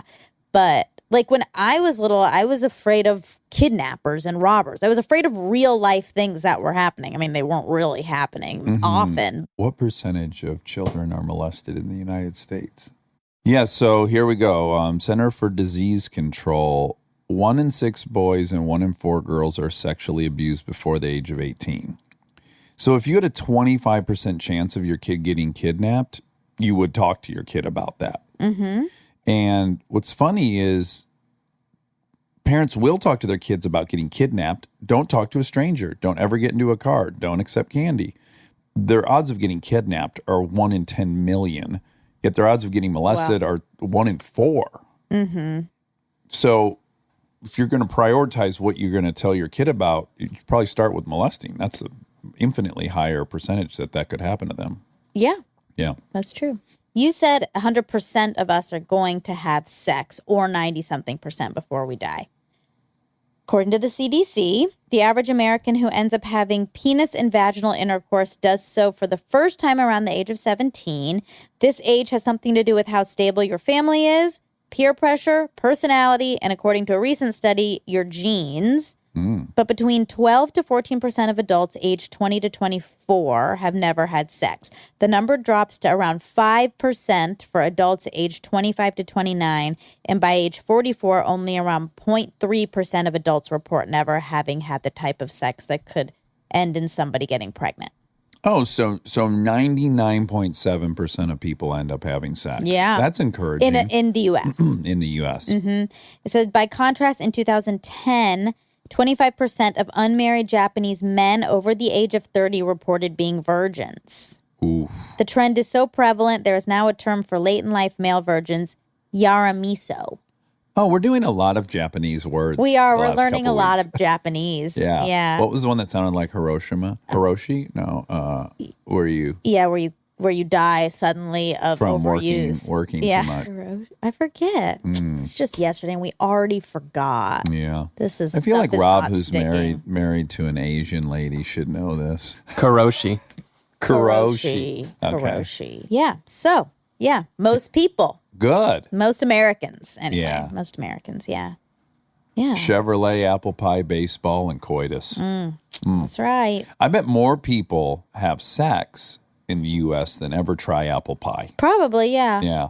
Or drive a Chevy or play baseball. Definitely drive more than drive a Chevy. Not very many people. Well, how many? I don't know. Probably a quarter of people drive a Chevy. A in their quarter? life. Yeah, because it's one of the big three.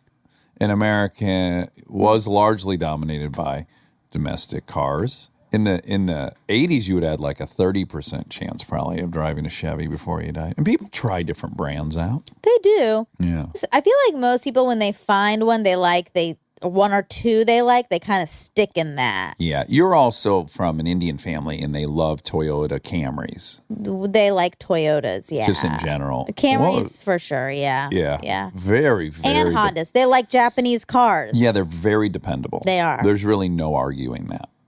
I'm trying to think, I've only had Japanese. Japanese, yeah. When I met you, you drove a Honda CRV. Mm-hmm. And then you switched to a Prius. Yep. And you went Honda, Toyota. And I had a Toyota before that. I had a Camry. Okay, great. And then ever when you were in that car, did you hear the song, I think I'm turning Japanese, I think I'm turning Japanese, I really think so? No, Oh. I did not. Really? Not once in either of those No, three? Oh. shocked. You've heard that song, though, right? Yep. Yeah. I sure have. Okay. I wonder if the author of the song, what was it? The author of the song was a 5-year-old What was the kid on the playground. Well, what was the catalyst of him feeling like he was turning Japanese? I think it was something mean and bad. You do? Yeah. Yeah. What? You do. That's how you feel. Go on. Go on. No, it's just such a glass half empty point of view. Yeah, it's a minority point of view. Yeah. Yeah, it is. I get it, though. I get that that's probably not the most optimistic way to look at it. Okay, so we forgot a fact. We forgot how many kids that lady had, the lady who had the most amount of kids. Oh, uh-huh. And it was 69. Remember, because there were 16 pairs of twins, 7 sets of triplets, 4 sets of quadruplets, and we were trying to figure out that math for too long. Yeah, and I am dead ashamed of myself that I would forget the number 69. Oh, that's true. I mean, if any number, even Wobby Wob, he created a combination for our T-shirt cannon, and he was smart enough to make it 0069, so I would remember it. You're very Although I can tell you predictable. something about that woman, she did not do much 69ing. She did straight coitus, it sounds like, just to keep up with We don't know how much foreplay they had. Well, remember it said like she was property of him.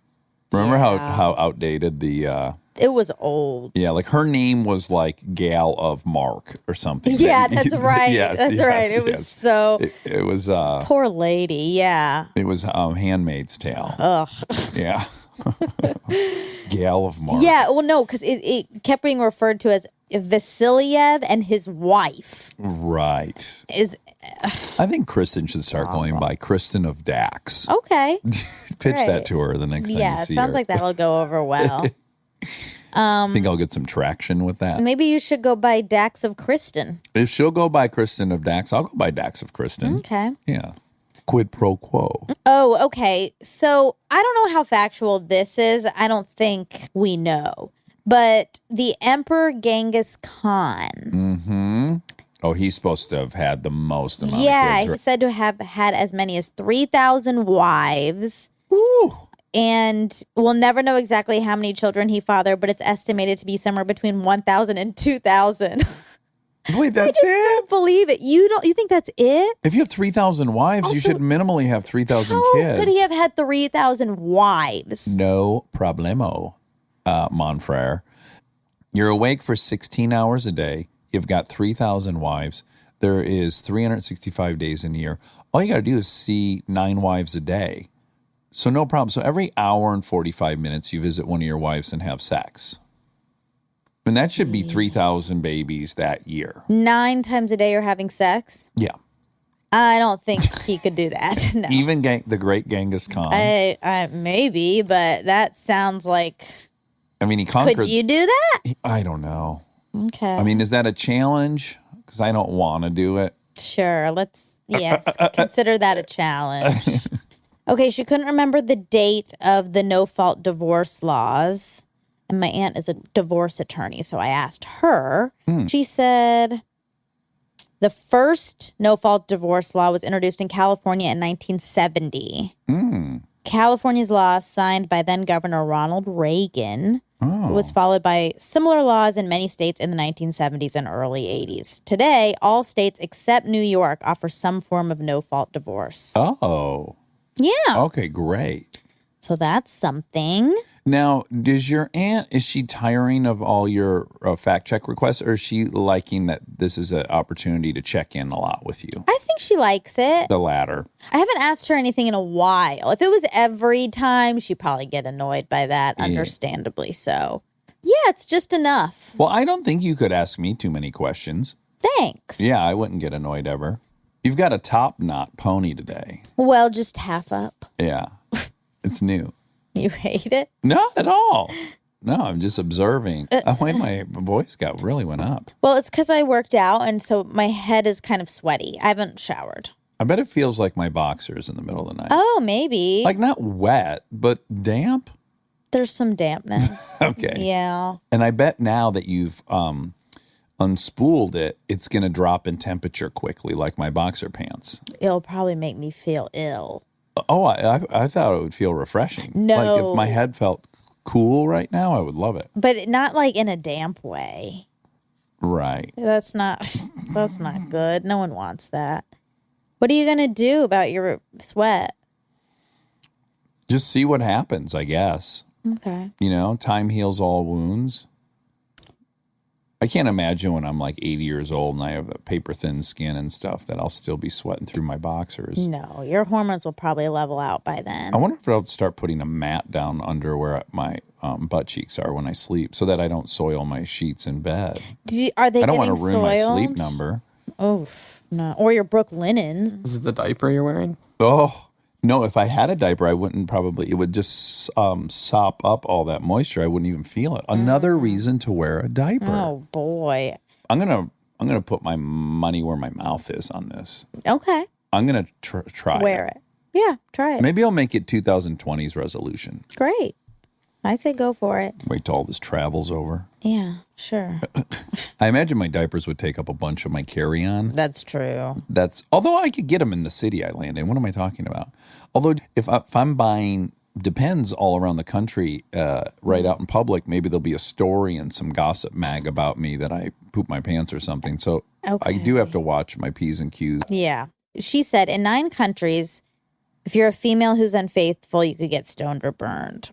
So I actually read 15 countries. Also, India's top court has ruled adultery is no longer a crime, striking down a 158-year-old colonial-era law, which it said treated women as male property. That's great news for my motherland. Okay. Look, I succumb to stereotypes just like anyone else. And it's funny because sometimes, like, I have this notion of what India is and what the folks there are. And occasionally there's stuff that's just totally incongruous with what I think about India and Indians. Okay. Like that brutal raping of the girl on the bus. I was like, that does not feel like India or Indians. Oh. And to hear that they were property up until a minute ago, that doesn't feel like them either. I mean, it's positive what I'm saying. I have a really high opinion of India and the Indians. So I don't like when I hear stuff like that. I'm like, wait. But you know that, like People a are long people. time ago, husbands would buy wives. Yeah, that's true. I guess they were technically property at that point. If you paid a few cows or something for somebody. Yeah. Generation Iron 3, which Rob McElhenney was talking about with me. We both love this series. It's a documentary series about bodybuilders. And this one really took a global view of the sport. And there was a man from India that was going to compete for the first time. Yeah. And he didn't place very well. Right. He's enormous, but he didn't have the level of Strength. definition that they're requiring Right. to take a trophy. But then it was pointed out afterwards, the guy's a vegetarian. Right. That's something you just don't think about when you think about an Indian competing on the world stage for bodybuilding and can't eat meat. Yeah. That's a huge part of those bodybuilders' diets. You In need fact, meat. those things, half the documentary is watching these guys eat food. Oh, it's crazy. They'll eat like 9 chicken breasts for breakfast. Oh. They're eating, dozens of chicken breasts a day. Wow. Yeah, it's crazy. Yeah. What's he eating? Like Did when they I show? Well, no, they didn't. But when I'm watching it, you go into it thinking like, well, I could never be that because I can't work out that hard or that much or lift that. But fuck that. When I watch it, I go, I couldn't eat like that. Yeah. I couldn't force myself to eat 700 grams of protein a day. I would die. Yeah. That seems to be the hardest part of the whole The whole thing endeavor. sounds awful. Yeah, it's really funny. I used to think that the reason I watched these was because of the muscles, that I just love looking at muscles, which is certainly a part of it. But really my conclusion after this third one was no. I'm interested in the subculture and how uniquely, and I'm going to use the word bizarre, but not in a pejorative way. Yeah. What a bizarre and unique lifestyle choice it is. Yeah. It's one of the most out there lifestyle choices Totally. anyone on the planet's making. Yeah. And that's actually what I'm interested in. Do we think it's control? Yeah, I has to be, would have right? to imagine, yeah. I think that's the only explanation, that it's really people who need a sense of control. And it they're is the getting most it. controlled endeavor. I mean, Yeah. talk about measuring your food, Yeah. what time you work out, what supplement, what time you take the supplement, all that stuff is Yeah. crazy. We're all control freaks. Mm-hmm. I just think we all are. Even the people that think they aren't, they are seeking control in some way and getting it. We would like to be able to control the world around us. Yeah. It's There's scary. a lot of variables in the world. Yeah. So anyway, back to this legality with adultery. Right. Adultery is considered illegal in 21 American states still, including New York. Although surveys show that while most Americans disapprove of adultery, they do not think of it as a crime. The criminal statutes remain in force for largely symbolic reasons, and there isn't enough enforcement risk for anyone to incur the political cost of repealing them. Well, this was that super fascinating episode of More Perfect, the Supreme Court series that love that. who puts it out? Radio Lab. Radio Lab. Yeah. More Perfect. It's an awesome podcast series about the Supreme Court in landmark cases. And one of them was down in Texas, and these 2 guys got arrested for sodomy. Yep. And it really went through what's going on with laws like this. So in all these states where they might have like an anti-adultery law, right? to get that off the books, the state legislator would have to take it out. So that there would have to be a representative that would be his or her cause, and they would take it onto the floor of the legislative body and amend it. There's so little incentive for someone to take on a cause like, let's get rid of the sodomy law, let's get rid of this. So what happens is they just stay there because no one's going to take that cause. It. And then the unwritten agreement or unsaid agreement is they don't enforce it. Yeah. And then what some of these like ACLU groups or other groups are hoping for is that someone actually gets tried with this crime. So that was the case in this fascinating sodomy case because they in fact were not committing sodomy, but they had to kind of go along with it and pretend they were just so that it could go to the Supreme Court and they could banish sodomy laws altogether. Right. On the judicial side. Right. Yeah. Yeah, it's such a good podcast. All the episodes are so good. 2 seasons, I believe. Yeah. Or maybe 3. I don't know. Maybe 3. But check it out. We love it. Check it out. Okay, so you said a couple times that parenting is thankless. It isn't thankless. I mean it in the most literal sense. Yeah. They don't ever turn around and say, thank you for giving me a bath. Thank you for brushing my teeth. Thank you for making me dinner. Correct. It is in the most literal way. Yeah. It goes completely unappreciated. Yeah. Yeah. Women in New York are getting married at half the rate they were in the 60s. Ooh, half the rate. Well, that's what you said. Oh, in New York City. That's what I said. Women in New York are getting married at half the rate they were in the 60s. Oh, okay. That's too high, it sounds like. Well, I don't know. I mean, I looked it up and I didn't really find specific New York, but the Great American Marriage Decline is a drop from 72% of the U.S. adults being wed in 1960 to half in 2014. Oh, wow. So in the whole country, yes, half. Oh, wow. I don't know about New York. Could be even more. Yeah, the article I was reading was just about New York, but wow, that says a lot.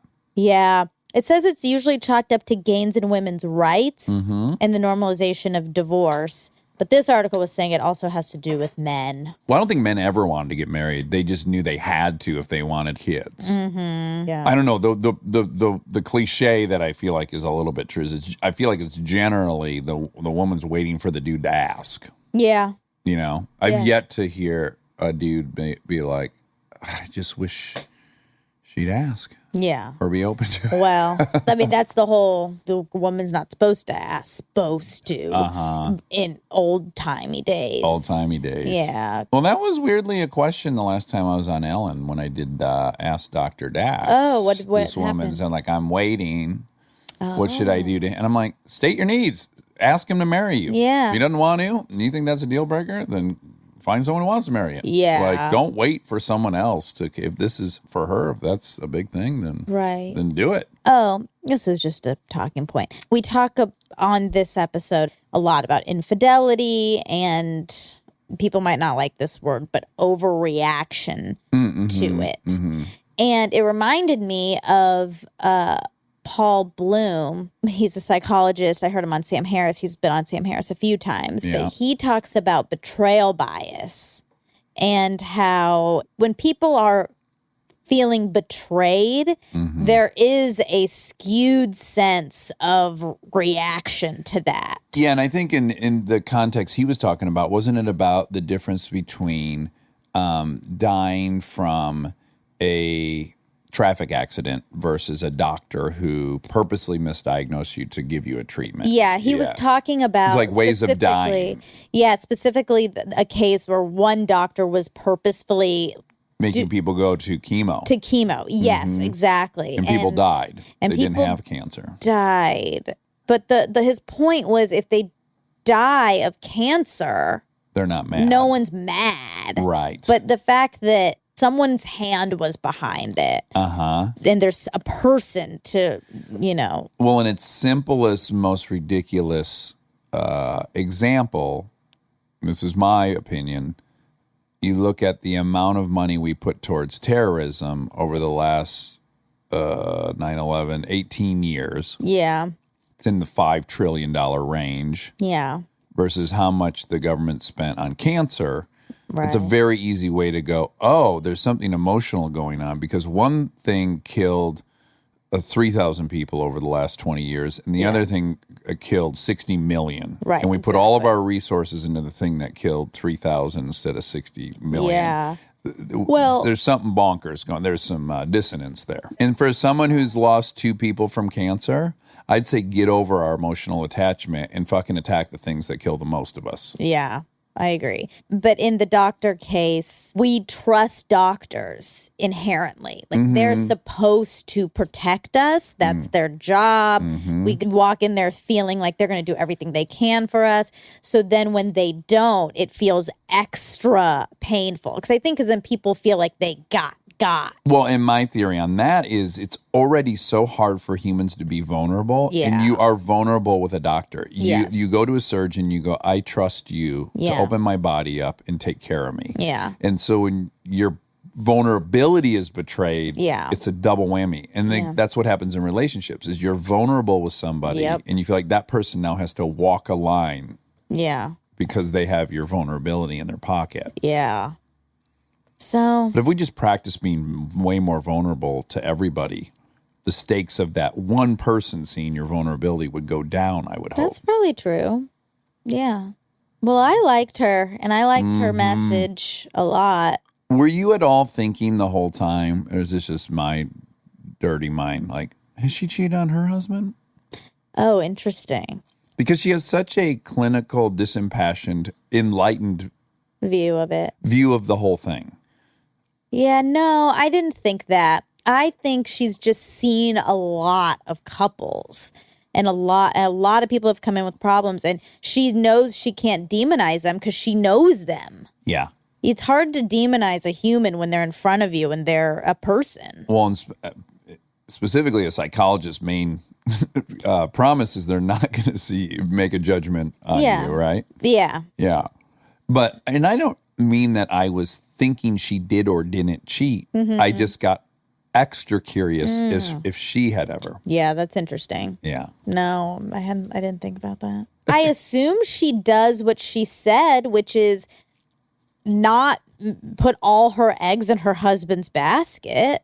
She probably does do that, and I'm sure he does that if they are on the same page. Yeah. You know? Yeah. So I'm sure it makes their marriage better. Yeah. She's not expecting him to be every single person. Right.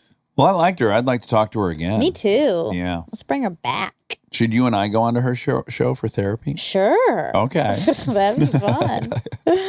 All right. I right, love you. love I'll you. see you at Esther's.